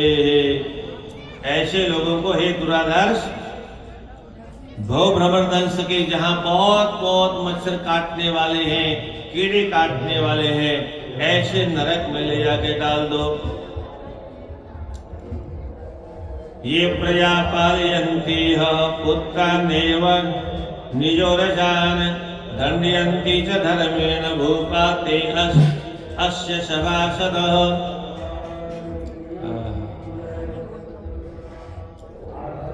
ये यमराज के यहाँ पर सभा में कौन कौन लोग बैठते हैं, निर्णय कौन कौन लोग करते हैं? अकेले नहीं, यमराज निर्णय करते हैं कि और लोग भी यमराज की सभा में बैठते हैं। बोले यमराज की सभा की लिस्ट बहुत लंबी है। बड़े बड़े धर्मात्मा यमराज की सभा में बैठते हैं और सब एक स्वर से निर्णय करते हैं, तब दंड मिलता है। हम क्या सोचते हैं, कोई देखता ही नहीं। हम पाप जो करते कोई नहीं देखता, पर हमारा शास्त्र कहता है सूर्य भगवान प्रत्येक व्यक्ति के कर्मों को देखते हैं, और देखते नहीं है, यहां से नोट करके और वहां पहुंचाते भगवान के रजिस्टर में भी, और यमराज के यहाँ चित्रगुप्त के रजिस्टर में भी नोट करते हैं। और ये जो नोट करने की परंपरा है कंप्यूटर से चलती है। यहाँ कंप्यूटर का बटन दबाते हैं और वहां सारा, ऐसा मान लो ये सीसीटीवी कैमरे हैं। राधे राधे। भगवान ने ये सीसीटीवी कैमरे तो अब चले, आज के विज्ञान ने अभी पैदा किए कुछ वर्षों से, पर परमात्मा तो परमात्मा है ना। परमात्मा की दी हुई खोपड़ी से किसी ने मोबाइल बना दिया, कंप्यूटर बना दिया, हवाई जहाज बना दिया, तो परमात्मा की बनाई हुई खोपड़ी ने इतने इतने आविष्कार कर दिए। और उस परमात्मा ने जिसने सारी सृष्टि बनाई, ये भी तो उसका आविष्कार है ना। और बिना किसी नारी के, बिना किसी पुरुष के सहयोग के संकल्प किया तो ब्रह्मा जी भगवान के नाभि से ही पैदा हो गए हैं। नाभि कोई बाप माँ बाप बना ली। ये क्या है? विज्ञानी तो है। आकाश, वायु, अग्नि, जल, पृथ्वी, 5 तत्वों से सारे संसार को बना डाला परमात्मा ने। इससे बड़ा और विज्ञान क्या हो सकता है? इस विज्ञान को जो जान लेता है, अन्य किसी विज्ञान की जानने की उसे जरूरत ही नहीं पड़ती। और मूर्ख लोग कहते हैं विदेशी आए, हमको विज्ञान दे गए। अरे विदेशियों के पास में विज्ञान होता तो भारत में आने से पहले होता, उनके पास में साथ में लेके आते। यहाँ के ग्रंथों को पढ़ करके वो वैज्ञानिक बन गए। हमारे यहाँ तो ऋषि महर्षि आदिकाल से वैज्ञानिक ही थे। ऋषि का अर्थ नहीं मालूम आप लोगों को? ऋषि का अर्थ होता है रिसर्च करने वाला। ऋषि का अर्थ क्या होता है? रिसर्च करने वाला वैज्ञानिक, उसको ऋषि कहा गया है। गोमूत्र हमारे यहाँ बहुत परंपरा से किया जाता है। हर शुभ काम में गोमूत्र का पंचगव्य में प्रयोग होता है। आज के विज्ञान ने भी गोमूत्र में सोना सिद्ध कर दी। आज के विज्ञान ने गाय के गोमूत्र में सोना होता है। और प्रत्यक्ष में भी अगर हम देखें तो गाय का घी कैसा होता है? पीला पीला। ये पीला क्यों होता है? सोने के रंग जैसा होता है, क्योंकि सोने में पीलापन होता है और गाय के घी में भी पीलापन होता है। ये पीलापन कहां से आया? ये सोने का अंश है उसमें। ये परमात्मा के विज्ञान के द्वारा सिद्ध है। तो हम सोचते हैं कोई नहीं देखता है पाप करते हुए। सूर्य भगवान हमको दिन में देखते हैं, रात में चंद्रमा देखते हैं, अग्नि भी हमको पाप करते समय देखते हैं। हमारे भीतर रहने वाली वायु, ये भी हमारे पाप कर्मों को देखते हैं, पाप और पुण्य सबको देखते हैं। पृथ्वी हमारे भीतर है, वह भी देखती है। सारे सीसीटीवी कैमरे हैं। ये सारे कैमरे हर समय, हर घड़ी, हर पल, हर देश में, हर दिशा में, हर काल में, हर समय सोते, उठते, खाते, पीते, चलते, फिरते, देखते, सुनते, जन्म से लेकर मृत्यु पर्यंत प्रत्येक व्यक्ति के क्रियाकलापों का लेखा जोखा यहां से वहां डायरेक्ट पहुंचाते हैं। जैसे परमात्मा व्यापक है, ऐसे परमात्मा के सीसीटीवी कैमरे भी व्यापक हैं। इसलिए भ्रम में मत रहना कि हमको तो कोई देखता ही नहीं। परमात्मा के अनंत अनंत नेत्र हैं, अनंत अनंत परमात्मा की आंखें हैं, अनंत अनंत मन है, अनंत अनंत बुद्धि, अनंत अनंत हाथ है उनके, अनंत अनंत पैर हैं। वह अनंत परमात्मा अनंत अनंत आंखों से सारे संसार के प्राणियों को देखता है। और उसको देखने के लिए कहीं से आना नहीं पड़ता, वो सबके भीतर ही बैठा है। कहाँ बैठा है? सबके भीतर, कर्म करने वाले के भीतर में बैठा है। अब हमको पता नहीं, हम तो बाहर देख रहे हैं, कोई देख रहा है कि नहीं देख रहा। अरे जो इधर बैठा उसको तो देखो। इधर जो बैठा उससे कैसे बचोगे? बाहर वाले से तो बच जाओगे, पर भीतर जो बैठ के देख रहा है उसको कैसे अंधा बनाओगे? कोई नहीं देख रहा।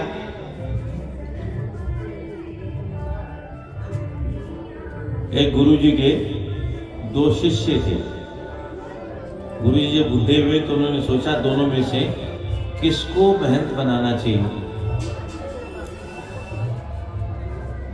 तो परीक्षा लेने का निश्चय किया और 2 सेब का फल लाए और दोनों को दिया और कहा बेटे ऐसा करो, इस फल को ले जाओ। बोले क्या करें गुरुजी? बोले इसको खा के आओ। दोनों भागे तो कहा सुनो सुनो सुनो, ऐसी जगह खाना जहां कोई देखे नहीं। पहला वाला चेला तो हमारे जैसे बड़ा चालाक था, दुष्ट था, तो गुरुजी के तहखाने में घुस गया, वहीं फटाफट खाया और चल दिए। राधे राधे, नारायण नारायण।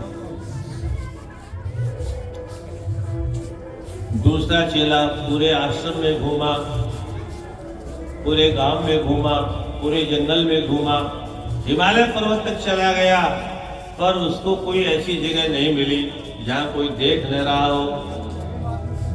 चारों तरफ कोई न कोई देखने वाला उसे मिला, वो फल भी सूख गया, उसका चेहरा भी सूख गया। 1 सप्ताह बाद में लौट करके आया तो जैसे तैसे गिरते पड़ते गुरुजी के चरणों में गिरा। गुरुजी बोले रे तुम ये सूख क्यों गए? और ये सेब भी सूख गया, तुमने खाया क्यों नहीं इसको? मैंने बोले गुरुजी खाता कैसे? आपने तो कहा था जहां कोई न देखे वहां खाना। तो बोले कहां गए? उसने सब बताया। महाराज घोर जंगल में गया, हिमालय की कंदराओं में गया। तो बोले वहां तो मच्छर भी नहीं मिला होगा। बोले नहीं महाराज, मक्खी भी नहीं थी, मच्छर भी नहीं थे। तो बोले वहां खा लिया होता कोई महात्मा थे क्या? बोले कोई नहीं था। कोई शेर, कोई बाघ, भालू? बोले कोई नहीं था। फिर खाया क्यों नहीं? बोले और तो कोई नहीं था गुरुजी, और भगवान तो आपने बताया कि भीतर ही बैठा देख रहा है। दुनिया में और कोई मनुष्य नहीं था, पशु नहीं था, पक्षी नहीं था, देवता नहीं था, गंधर्व नहीं था, सिद्ध चारण किन्नर नहीं थे, पर परमात्मा तो मेरे भीतर ही बैठ करके देख रहे थे। अब मैं कैसे खा लेता, आपकी आज्ञा का उल्लंघन कैसे कर देता, और इसलिए फल नहीं खाया। गुरुजी समझ गए ये चेला सब जगह भगवान का दर्शन करता है, इसलिए ये कहीं बेईमानी नहीं करेगा। ये आने वाले अतिथियों को सूखा सूखा नहीं खिलाएगा, कच्चा पोंगल नहीं खिलाएगा, खुद बादाम का हलवा नहीं खाएगा। क्योंकि सब जगह यही तो गलतियां होती है, मैं तो सिर्फ क्या गलती होती है, और इसी गलती के कारण तो फिर अगला जन्म गड़बड़ हो जाता है। नारायण नारायण नारायण। जो भी समदृष्टि का त्याग करेगा, जो भी विषम दृष्टि रखेगा, उससे पाप बनेगा, और पाप जब बनेगा, छोटा सा जीवन, मच्छर जितना जीवन है हमारा, पानी की बुदबुदी जैसा जीवन है, ढोल जैसा जीवन है, हवा भरी हुई है, कब हवा निकल जाए कुछ पता नहीं। इसलिए छोटे से जीवन में 2 रोटी के लिए पाप करने की जरूरत नहीं। इसलिए शास्त्रों को बराबर पढ़ना चाहिए प्रत्येक व्यक्ति को। जब तक शास्त्र नहीं पढ़ेगा, सुनने को तो शास्त्रों की बातें जल्दी मिलेगी नहीं, हम शास्त्रों को पढ़ेंगे नहीं। गीता प्रेस गोरखपुर के ग्रंथ प्रत्येक व्यक्ति के घर में होने चाहिए, और प्रत्येक हिंदू घर में कम से कम 2 घंटे धार्मिक ग्रंथों का पठन पाठन नियमित रूप से होना चाहिए। आज हिंदुओं को अपने धर्म का ज्ञान इसलिए नहीं है कि वो शास्त्रों को पढ़ते हैं।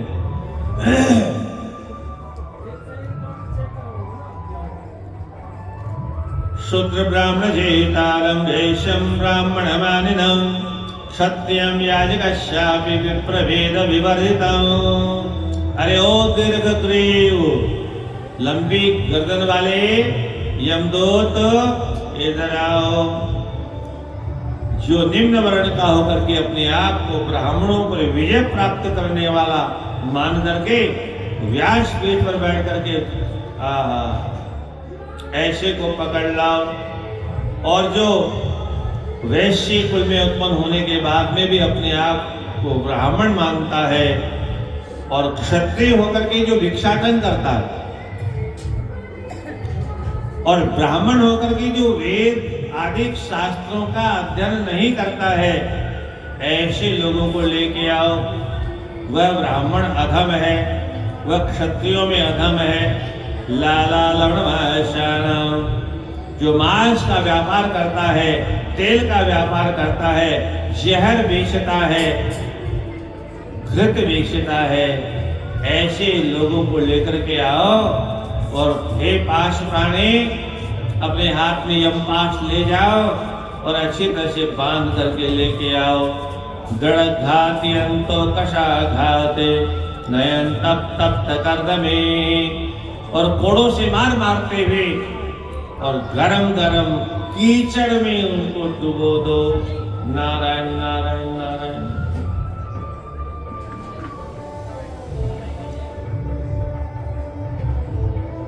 एते चाते च बहु राजानो नीतिवर्तिनः। इस महाराज धर्मराज की सभा में बड़े बड़े वैदिक ब्राह्मण सभासद हैं, क्षत्रिय राजा सभासद हैं, बड़े बड़े धर्मराज वैश्य जैसे सभासद हैं। उषनर राजा सुधनवा, वृषपर्वा, जयद्रथ, रजि, सहस्त्रबाहु, रिपुंजय, युवनाश्व, दंतवक्र, नाभाग, करंधम, धर्मसेन, बड़े बड़े राजा महाराजाओं के नाम दिए। जो धर्मात्मा राजा हैं वो इस लोक से जाने के बाद में धर्मराज की सभा के सदस्य होते और वो पाप पुण्य का निर्णय करने में वो हस्तक्षेप करते हैं। किस पाप का क्या फल मिलेगा ये वो निर्णय करते हैं। गोविंद माधव मुकुंद हरे मुरारे शंभु शिवेश शेखर शूलपाणे। हे गोविंद हे माधव, ऐसा जो नाम लेने वाला है उसके पास यमदूत कभी आकर के झांकते नहीं है। दामोदराच्युत जनार्दन वासुदेव त्याज्या भटायेति संतत मामनन्ति। जो हे दामोदर, हे अच्युतो, हे जनार्दन, हे वासुदेव, हे वैकुंठाधिपति, ऐसा जो भगवान के नाम का निरंतर उच्चारण करता रहता है, यमराज कहते हैं दूतो ऐसे लोगों के पास में जाना नहीं, ऐसे लोगों के पास मत जाना क्योंकि मैं उनका मालिक नहीं हूं। आप कहोगे इसका मतलब तो ये हुआ फिर दामोदर का नाम लेने वाला मरेगा ही नहीं, वैकुंठनाथ का नाम लेने वाला मरेगा ही नहीं, जब यमदूत आएगा ही नहीं तो मरेगा ही नहीं। ऐसा नहीं है। हाँ, यमदूत नहीं जाएगा तो फिर मरेगा कैसे? जब मृत्यु आएगी तो उनके पास यमदूत नहीं जाते, भगवान के पार्षद जाते। कौन जाते हैं? भगवान के पार्षद। अब फिर आप कहोगे मरना तो वैसे भी है, मरना तो वैसे भी है, चाहे यमदूत आए चाहे भगवान के पार्षद आए, हमको तो दुनिया तो छोड़नी पड़ेगी। अरे दुनिया पकड़ का रखी है आपने, है? सरकार की बैंक में कितने खरबों रुपए हैं, जेब में किसके पास है? केवल हम करोड़पति हैं, करोड़पति हैं, खरबपति हैं, अरबपति, यही अहंकारी तो है। जेब में किसके कितने पैसे रखे हैं? बैंक में पड़े, चाहे मकान में, दुकान में गाड़ी गाड़ रखे, हाथ में किसके? और जो जहां वही रह जाएगा। राधे राधे। धनानि भूमो पशवस्य गोटे गोष्ठे नारिद्वहद्वारि जरा सुनसाने। सब जो जहां धन दौलत है वही का वही रह जाएगा, साथ में एक कौड़ी जाने वाली नहीं है। और एक मजेदार बात आपको और बताओ, मरने के बाद जो कपड़े पहनाए जाते हैं उसमें जेब नहीं होती। राधे राधे। दुनिया वाले बड़े चालाक होते हैं, बिना जेब वाले कपड़े पहनाते हैं। पता नहीं छिपा के दादाजी ले जाए, पता नहीं डोगरी छिपा के कोई ले जाए, वहां जाके दान करूंगी, है? इसलिए उसमें जेब होता ही नहीं, लेके क्या जाए? अरे इतना ही नहीं, मरने से पहले नंगा झोली ले लेंगे, तलाशी ले लेंगे। आपने कभी देखा तलाशी लेते हुए? देखा नहीं? तलाशी ऐसे नहीं लेते हैं, ऐसे तो लोग देख लेंगे तो पता नहीं क्या क्या कहेंगे, तो नहलाने के बहाने से तलाशी लेते हैं क्या? नहीं दिखाते भी, नहलाने के बहाने से। बोले डोकरी के पास इतना निकला, डाल भी देते हैं, पहले नहीं हो तो पहले से डाल देते हैं, इसी इसके निकला है उस टाइम में, ऐसे भी करते हैं लोग। बाहर वालों से कहते हैं आप लोग थोड़ा सा साइड हो जाओ, नहला दिलाते हैं, तो बाहर वालों को, क्योंकि घर वालों को देखना क्या है क्या नहीं, तो बाहर वालों को बाहर कर दिया। अब एकांत में नहलाने के बाद, अरे भाई 4 महीने से बुढ़िया खटिया में पड़ी थी, आज तक तुमको नहलाने याद नहीं आया है? 4 महीने से वो बेचारी सड़ रही थी, तब तो किसी ने नहीं कहा कि एक दिन तो दादी को नहला दो। अब जब चली गई, अब मट्टी को नहलाओ चाहे मत नहलाओ, क्या फर्क पड़ने वाला, शुद्ध तो होने वाली नहीं हो, क्या पवित्र तो होने से रही हो। और नहाने का एक बहाना है, उसी बहाने से धीरे से तलाशी ले लेते हैं कहाँ क्या रखा है, और रखा हो कोई देख भी ले तो बोले निकाल लो, अरे बोले साथ में जाने दो, बोलो सोना जलना शुभ नहीं होता है, सोने को जलाना शुभ। अब शुभ अशुभ क्या होता है अभी? अच्छा एक और मजे की बात बताएं, मरने के बाद बोले सब सामान इसका रखना नहीं चाहिए है, हाँ तो सोना चांदी क्यों रखना चाहिए? बताओ उसको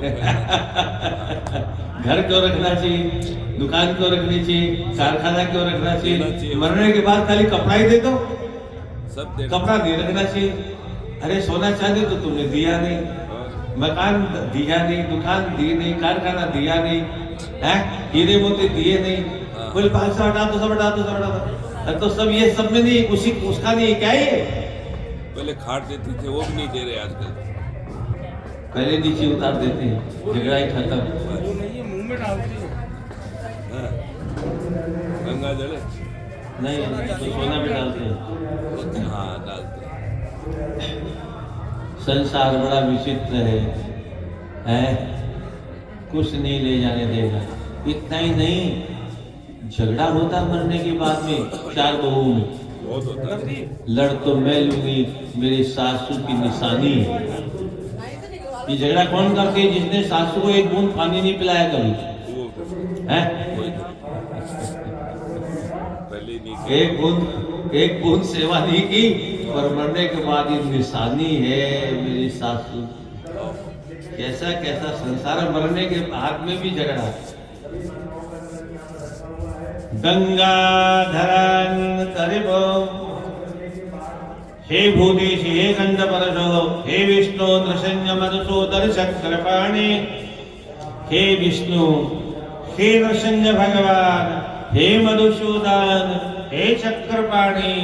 इस प्रकार से जो भगवान के नाम का उच्चारण करता है, यमदूत उसके पास तुम जाना नहीं, ये यमराज का आदेश है। अपने दूतों से यमराज स्वयं कहते हैं, नारायण सुंदरहण शार्ंग पाणे, त्याज्या बटायेति संतत मनन्ते। हे नारायण नारायण नारायण, हे नारायण आओ, आयन आओ, ऐसा जो उच्चारण करने वाला है, हे यमदूतो, ऐसे महापुरुषों के पास तुम कभी भूल करके जाना नहीं, मैं उनका मालिक नहीं हूं। और जो कहता है, हे लक्ष्मीपते, हे धरणीधर, हे पद्मनाभ, हे श्रीकांत, हे पीतांबरधारी, आनंद कंद धरणीधर पद्मनाभ, हे आनंद कंद, हे धरणीधर, हे पद्मनाभ भगवान, ऐसा जो उच्चारण करता है, हे सर्वेश्वर, हे देवादिदेव, हे ब्रह्मण्य देव, हे गरुड़ध्वज, हे शंखपाणि, हे हाथ में शंख रखने वाले, हे पिनाक प्राणी भगवान, ऐसा जो उच्चारण करता है, हे यम के दूतों, ऐसे भाग्यशालियों के पास कभी भूल के जाना नहीं। श्री राम माधव वरवेश्वर रावण रे, भूतेश मन्मथ रिपो प्रमथाधिनाथ शाणोर्मर्दन ऋषिकपते मुरारे त्याज्या भटायेति संतत मामनन्ति। जय श्री राम। जय श्री राम का नाम उच्चारण करने वाले के पास नहीं जाना। कुछ मूर्ख लोग कहते हैं, फलाने लोग जय श्री राम का नारा लगाते हैं, सीता जी को साथ में नहीं लेते। अरे मूर्ख, श्री का अर्थ सीता जी ही होता है। जय श्री राम में श्री का जो अर्थ है, श्रिय सहिता रामः, श्री राम श्रिया सहित, श्री जी के साथ में जो राम है, श्री राम बोलने से दोनों का ही स्मरण होता है। इसलिए ऐसा प्रलाप नहीं करना चाहिए। जय श्री राम बोलने वाले सीता जी को साथ में नहीं लेते हैं। और मूर्ख लोग है ना, नकली, उनको मालूम तो है नहीं धर्म क्या है, धर्म क्या अर्थ क्या होता है। कहीं सुन लिया, बकवास करना शुरू कर दिया। तो श्री राम राघव, हे राघव, हे सर्वश्रेष्ठ ईश्वर परमात्मा, हे रावण के शत्रु, हे संपूर्ण भूतों के ईश, हे भूतों के स्वामी, ऐसा हे मुरारी, ऐसा जो उच्चारण करता है, यमराज अपने भक्तों से कहते हैं, हे यमदूतों, ऐसे भाग्यशालियों के पास मत जाना। गोवर्धनो धरण धर्म धुरण गोप, जो गोवर्धन गिरधारी बोलता है, बलराज धरण की, बोले बरसाने वाली की। बरसाने वाली, क्या बरसाने वाली? कृपा बरसाने वाली, बरसाने वाली, वर्षा करने वाली, कृपा की वर्षा।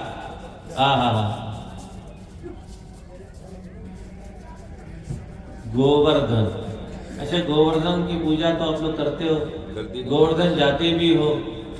अच्छा गोवर्धन का अर्थ जानते हो? अर्थ नहीं जानते, ये बड़ी गड़बड़ है। धन कहाँ रखा है? धन कहाँ है? गोवर्धन। कहाँ है धन? गोवर्धन। धन गोबर है। इतना प्यारा अर्थ है, गोवर्धन है। जिस गोबर की हम कीमत नहीं समझते, धन वही है। आप कहोगे उसमें धन कहाँ रखा है? हम तो बहुत कंडे थाप करके हाथ घिस गए, हमारे कंडे थापते थापते हाथ की रेखाएं घिस गई और उसमें धन मिला ही नहीं। अरे कंडा बेच करके कितना धन कमा लेती है माता क्या? और सुनो, असली धन कहाँ से आता है? हम भोजन करते हैं कहाँ से? हमको भोजन कहाँ से मिलता है? धरती माता से। तो धरती माता भी तो कुछ खाती होगी। किसानों को नहीं मालूम धरती का असली भोजन क्या है। धरती का असली भोजन यूरिया नहीं है। धरती का असली भोजन वो खाद नहीं है जो विदेशी डालते हैं। धरती का असली भोजन गाय का गोबर है। धरती का भोजन क्या है? गाय का गोबर। और वो धरती जब गाय के गोबर को खाती है तब उसमें से धन निकलता है। धन कब निकलता है? जब धरती को हम गोबर खिलाते हैं, वही गोबर धन बन जाता है। 100 बोरी गेहूं के रूप में, 100 बोरी चावल के रूप में क्या बन गया? धन बन गया। 500 बोरी आलू के रूप में क्या निकला? धन निकल आया। कहां से निकल आया? गोबर से निकल आया। इसलिए गोबर धन। पर हमारा दुर्भाग्य, हम गाय नहीं पालते। ब्रज के किसानों ने भी गाय पालना बंद कर दिया। जिसको देखो काली काली भूतनी सी भैंस दिखाई देती है। क्यों? वो गाय का दूध पतला होता है, व्यापार नहीं बनता, पानी नहीं मिलता। अरे पानी का धन पानी में चला जाएगा, कमा भी लोगे तो काम कहाँ आएगा है? गाय पालनी चाहिए, गाय की बड़ी महिमा है। गवां दृष्ट्वा नमस्कृत्य कृतं सेव प्रदक्षिणाः प्रदक्षिणी कृतास्तेन सप्तदीपा वसुंधराः। स्कंद पुराण में व्यास जी लिखते हैं, गाय का दर्शन करने के बाद उसके चरणों की धूली माथे पर लगानी चाहिए और उसके बाद में प्रणाम करने के बाद गाय की परिक्रमा करनी चाहिए। जब हमने पढ़ा तब हमको पता चला, हमको भी नहीं मालूम था। गाय की परिक्रमा करनी चाहिए, हम नहीं करते क्योंकि हमें मालूम नहीं, क्योंकि हम शास्त्र पढ़ते नहीं। क्या होगा परिक्रमा करने से? बोले सप्तदीपा वसुंधरा प्रदक्षिणी कृता तेन सप्तदीपा वसुंधरा। जो गाय की परिक्रमा करता है वो सातों दीपों वाली धरती की परिक्रमा करने का पुण्य पाप प्राप्त कर लेता। एक गाय की परिक्रमा करने का इतना महत्व। आपने वो कथा सुनी होगी, यहीं पर शिव पुराण में आती है। एक बार कार्तिकेय और गणेश जी दोनों बच्चे खेल खेल में मम्मी पापा के पास गए, पिताजी हमारा विवाह कर दो, विवाह करा दो, विवाह करा दो। तो बोले जाओ, जो पहले पृथ्वी की परिक्रमा करके आएगा उसका विवाह करवा देंगे पहले। तो कार्तिकेय जी तो मोर पर बैठे उड़ गए।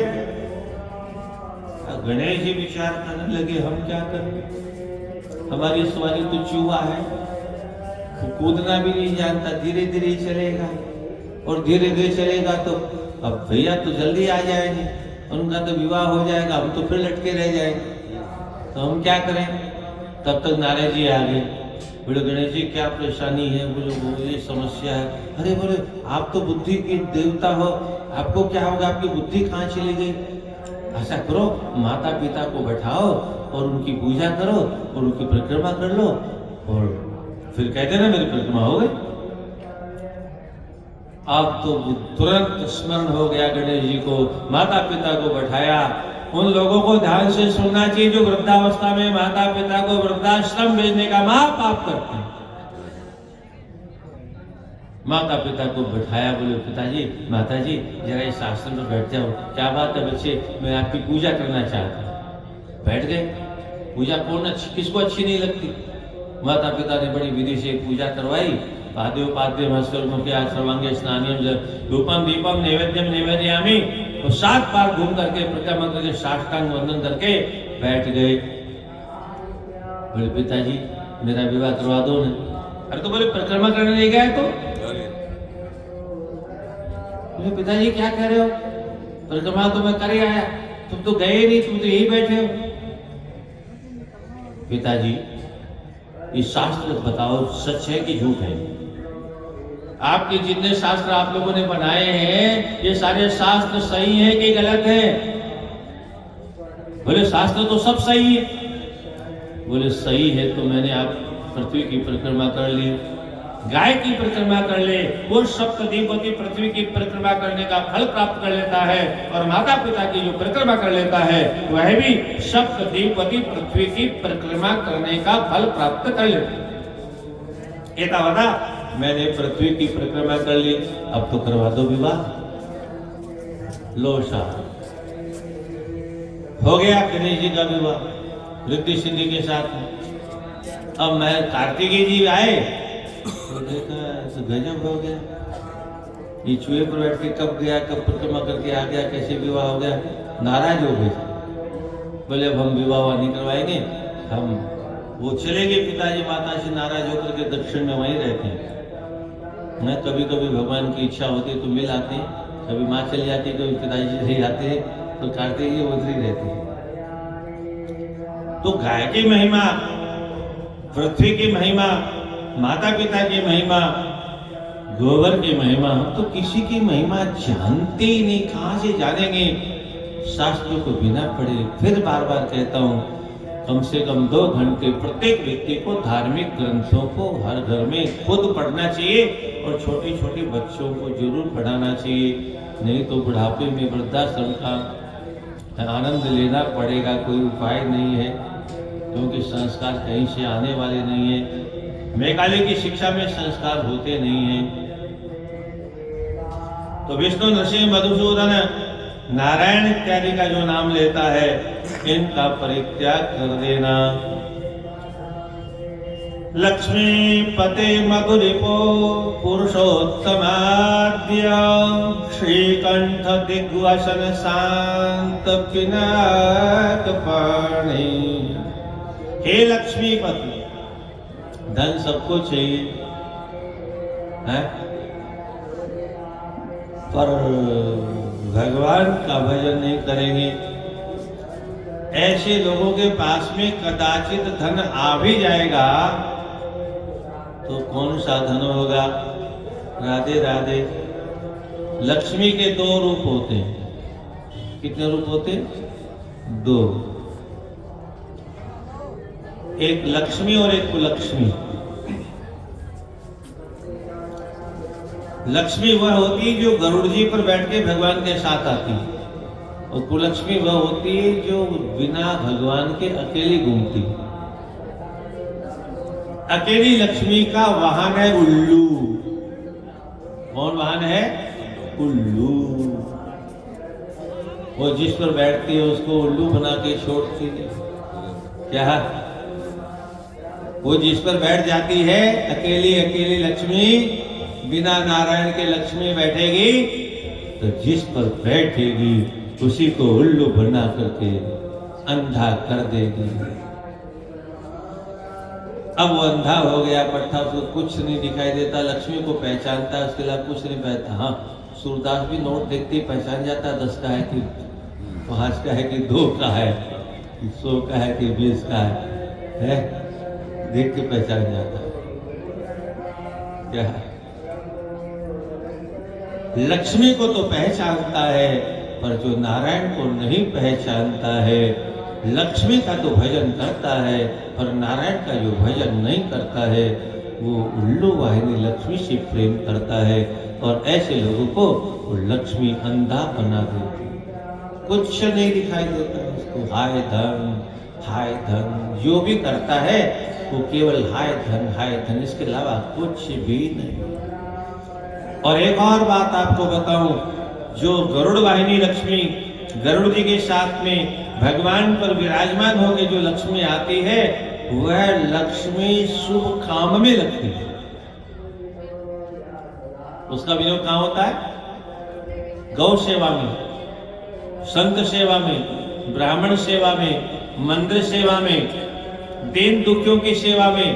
जैसे आज क्या होता, भंडारे चल रहे हैं, खाओ मालपुआ, खाओ फिर। ये क्या है? ये लक्ष्मी अच्छे काम में वही लग सकती है, अन्यथा तो श्राप में लगेगी, जुए में लगेगी, गणिकालय वेश्यालय में लगेगी, धर्म के काम में नहीं लगेगी। कोई सनेमा वाली नसनी आएगी, उसके लिए 5 लाख का चेक काट देंगे। क्या आजकल होता है गांव में, ये सब कार्यक्रम होते हैं शहरों में। नसनी आते, सेफाई भी हमारे यहाँ है, यादव जी करवाते थे सत्ता में, अब नहीं करवाते क्योंकि जेब का पैसा लगेगा। तो ये लक्ष्मी जो उसका दुरुपयोग होता है, उसी लक्ष्मी का दुरुपयोग होता है जो उल्लू वाहिनी लक्ष्मी होती है। गरुड़ वाहिनी लक्ष्मी कभी भी बुरे काम में लगती ही नहीं है। इसलिए लक्ष्मी की अकेली की आराधना नहीं करनी चाहिए, भगवान नारायण के साथ में भगवती की आराधना करनी चाहिए। तो हे लक्ष्मी पते मधुरिपो पुरुषोत्तमाद्य, भगवान राम का नाम पुरुषोत्तम है। पुरुषोत्तम कैसे? पुरुषों में उत्तम है। रामायण में भगवान राम ने मर्यादाओं की स्थापना की। पुत्र कैसा होना चाहिए? पुत्र क्या होना चाहिए? राम जैसा। बड़ा भाई कैसा होना चाहिए? राम जैसा। छोटा भाई। पति कैसा होना चाहिए? राम जैसा। पुत्र कैसा होना चाहिए? राम जैसा। मित्र कैसा होना चाहिए? राम जैसा। और तो और शत्रु कैसा होना चाहिए? राम जैसा। रावण घायल हो गया युद्ध में, तो भगवान ने कहा दशानन अब तुम घायल हो, जाओ स्वस्थ होकर के दवा कराने के बाद आना, हम फिर युद्ध में दो बात करेंगे। रावण जाके मंदोदरी से कहता है, मंदोदरी आज मेरे शत्रु ने मेरा दिल जीत लिया, सचमुच में होता उसकी जगह को मार डालता, नहीं छोड़ता नहीं। और मेरा शत्रु कितना मीठा बोलता है, दशानन अब आप घर जाओ, स्वस्थ हो जाना, फिर आना, फिर हम दो हाथ करें। शत्रु के साथ में भी इतना मधुर व्यवहार, इतना ही नहीं, जब अंगद को भेजा तो अंगद ने दूत बना के, तो अंगद ने कहा भगवान मुझे ये तो बता दो किन किन बिंदुओं पर बात करनी। अरे बोले तुम बहुत चतुर, मैं जानता हूं, जाओ। बोले नहीं प्रभु कुछ तो बताओ। क्या प्यारा शब्द कहा भगवान राम ने, काज हमार तासुहित होई। क्या कहा, हमारा काम बन जाए और हमारे शत्रु का भला हो जाए। क्या कहा, शत्रु का भला हो जाए। दुनिया में है कोई शत्रु का भला सोचने वाला?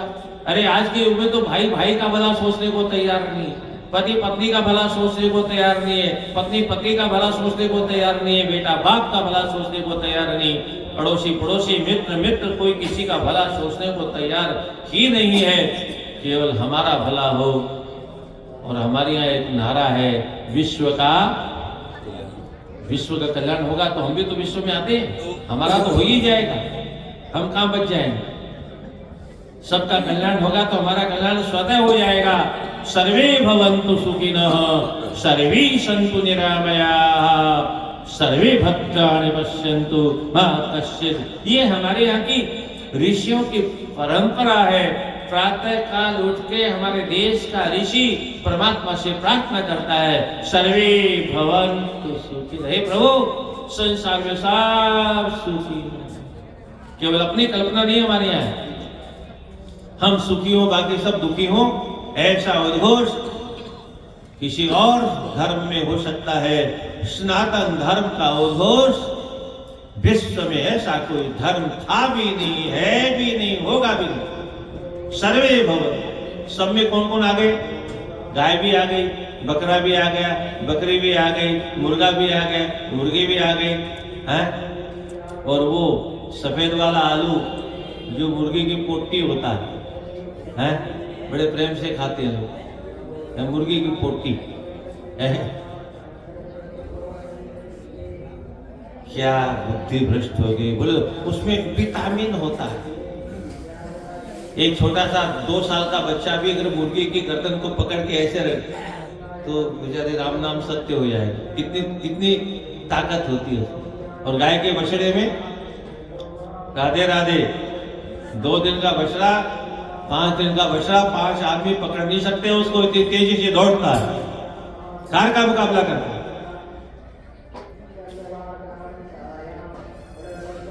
गाय के दूध में विटामिन नहीं होता, उसका प्रचार नहीं होता। संडे मंडे रोज खाओ डंडे,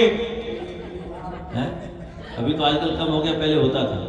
टीवी पर रोज दिन में आता है, संडे मंडे रोज खाओ डंडे, संडे मंडे रोज खाओ डंडे, ये मर्दा।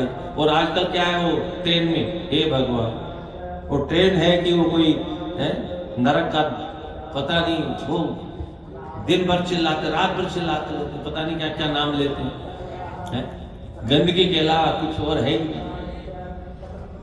इसलिए मैं तो यात्रियों से कहा करता हूँ, ट्रेन वालों का तो पानी भी नहीं पीना छुआ हो, भोजन तो बहुत दूर की बात, क्योंकि वहां सब गंदा ही गंदा, वही चक्कू है, वही छुरी है, वही चम्मच है, वही बर्तन है, वही बनाने वाले, वही परोसने वाले हैं, कोई वेजिटेबल हो जाता है, वही नॉन वेजिटेबल हो जाता है।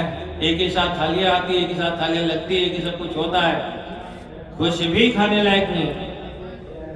पर ये तथा कथित आज के नेता लोग सब धर्म निरपेक्ष है, समाज को भी धर्म भ्रष्ट कर दिया सकती, और हिंदुओं की बुद्धि भ्रष्ट हो गई। कोई संत, कोई महात्मा किसी विषय पर आवाज उठाता ही नहीं, सब सोए हुए। ये कुंभ का मेला लगता है इसीलिए था, देश में विदेश की कोई समस्या हो उसका समाधान यहाँ होता था।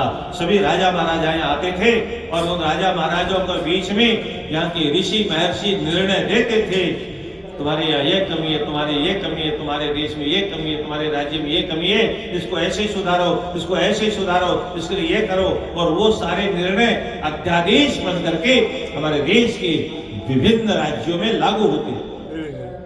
धीरे धीरे कुंभ का आयोजन केवल दिखावा मात्र रह गया, उद्देश्य भूल गए हम, उद्देश्य क्या था।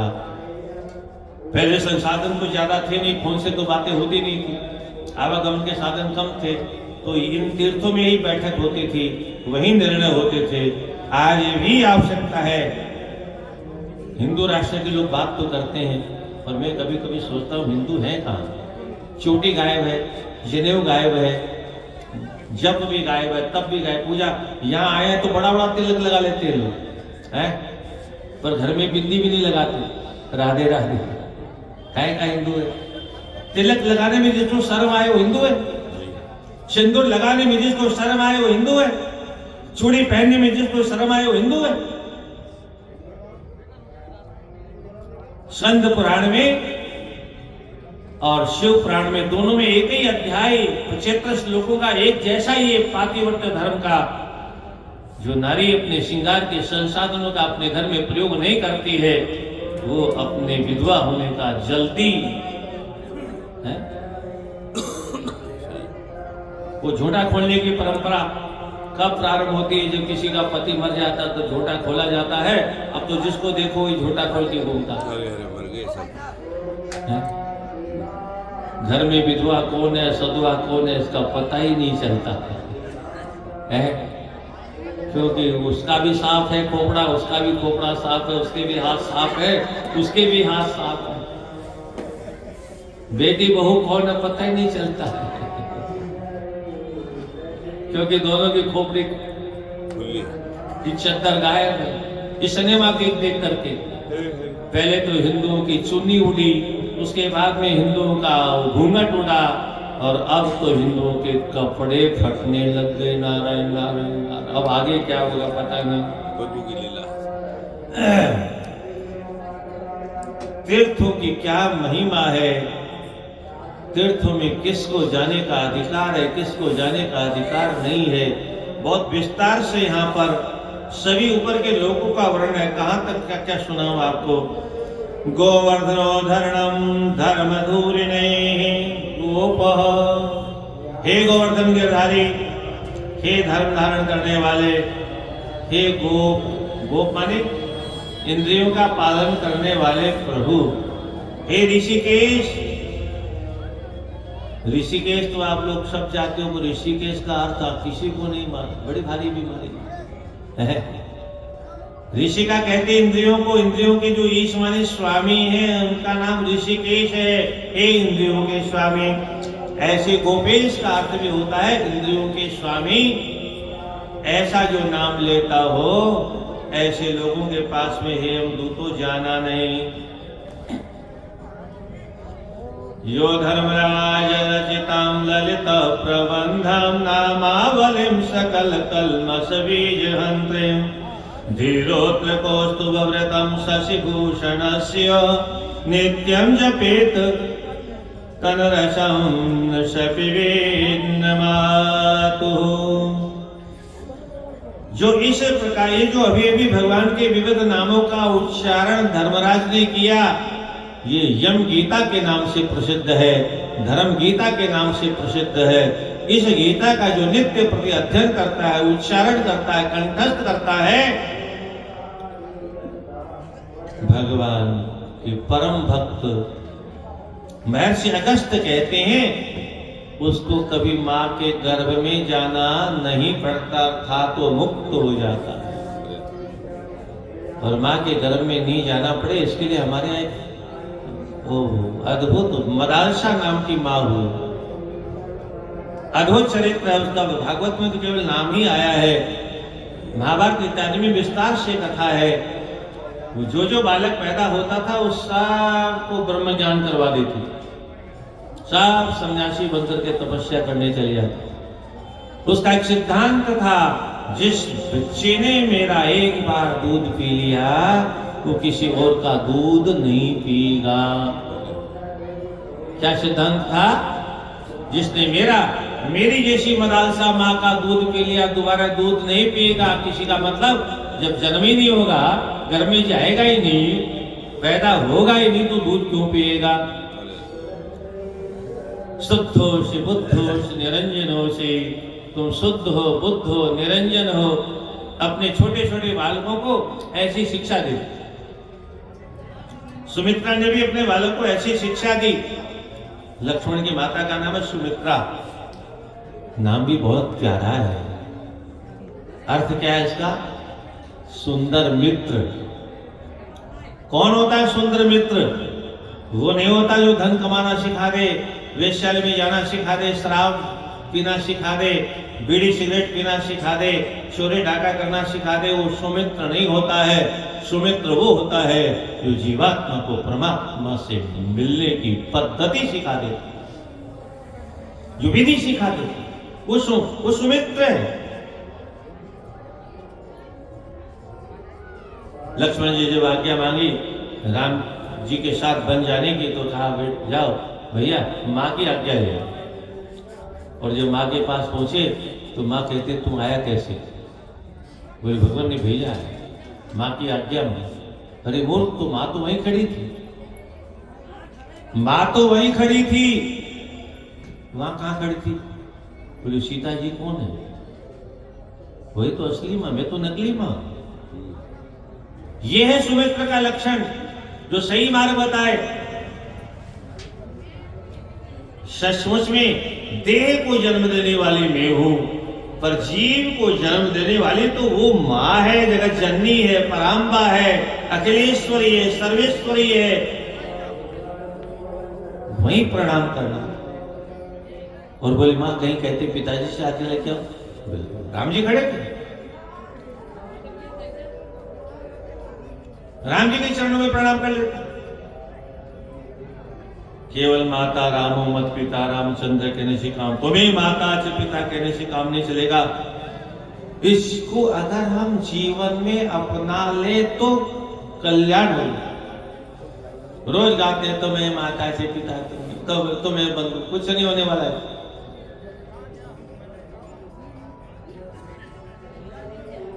मानेंगे कब? गा तो रोज गाते हैं, मानेंगे कब सचमुच में? जानते तो रोज है, मानते नहीं।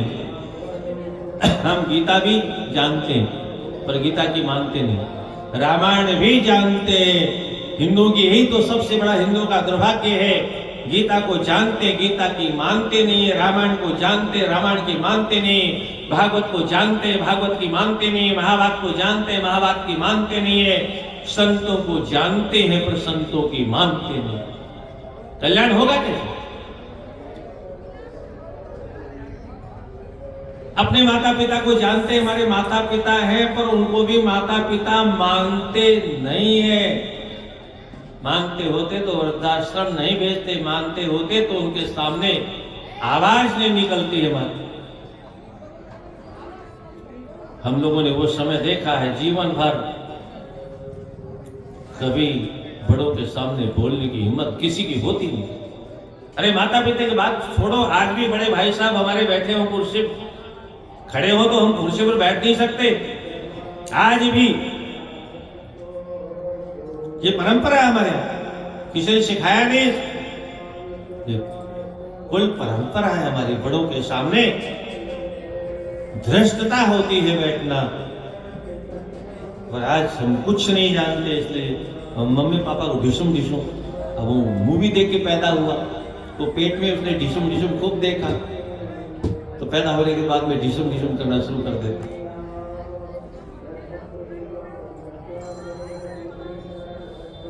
बच्चे के हाथ में मम्मी मोबाइल दे देती, कभी नहीं देना चाहिए, तो ज्ञान ही नहीं उसको क्या करना क्या नहीं करना है।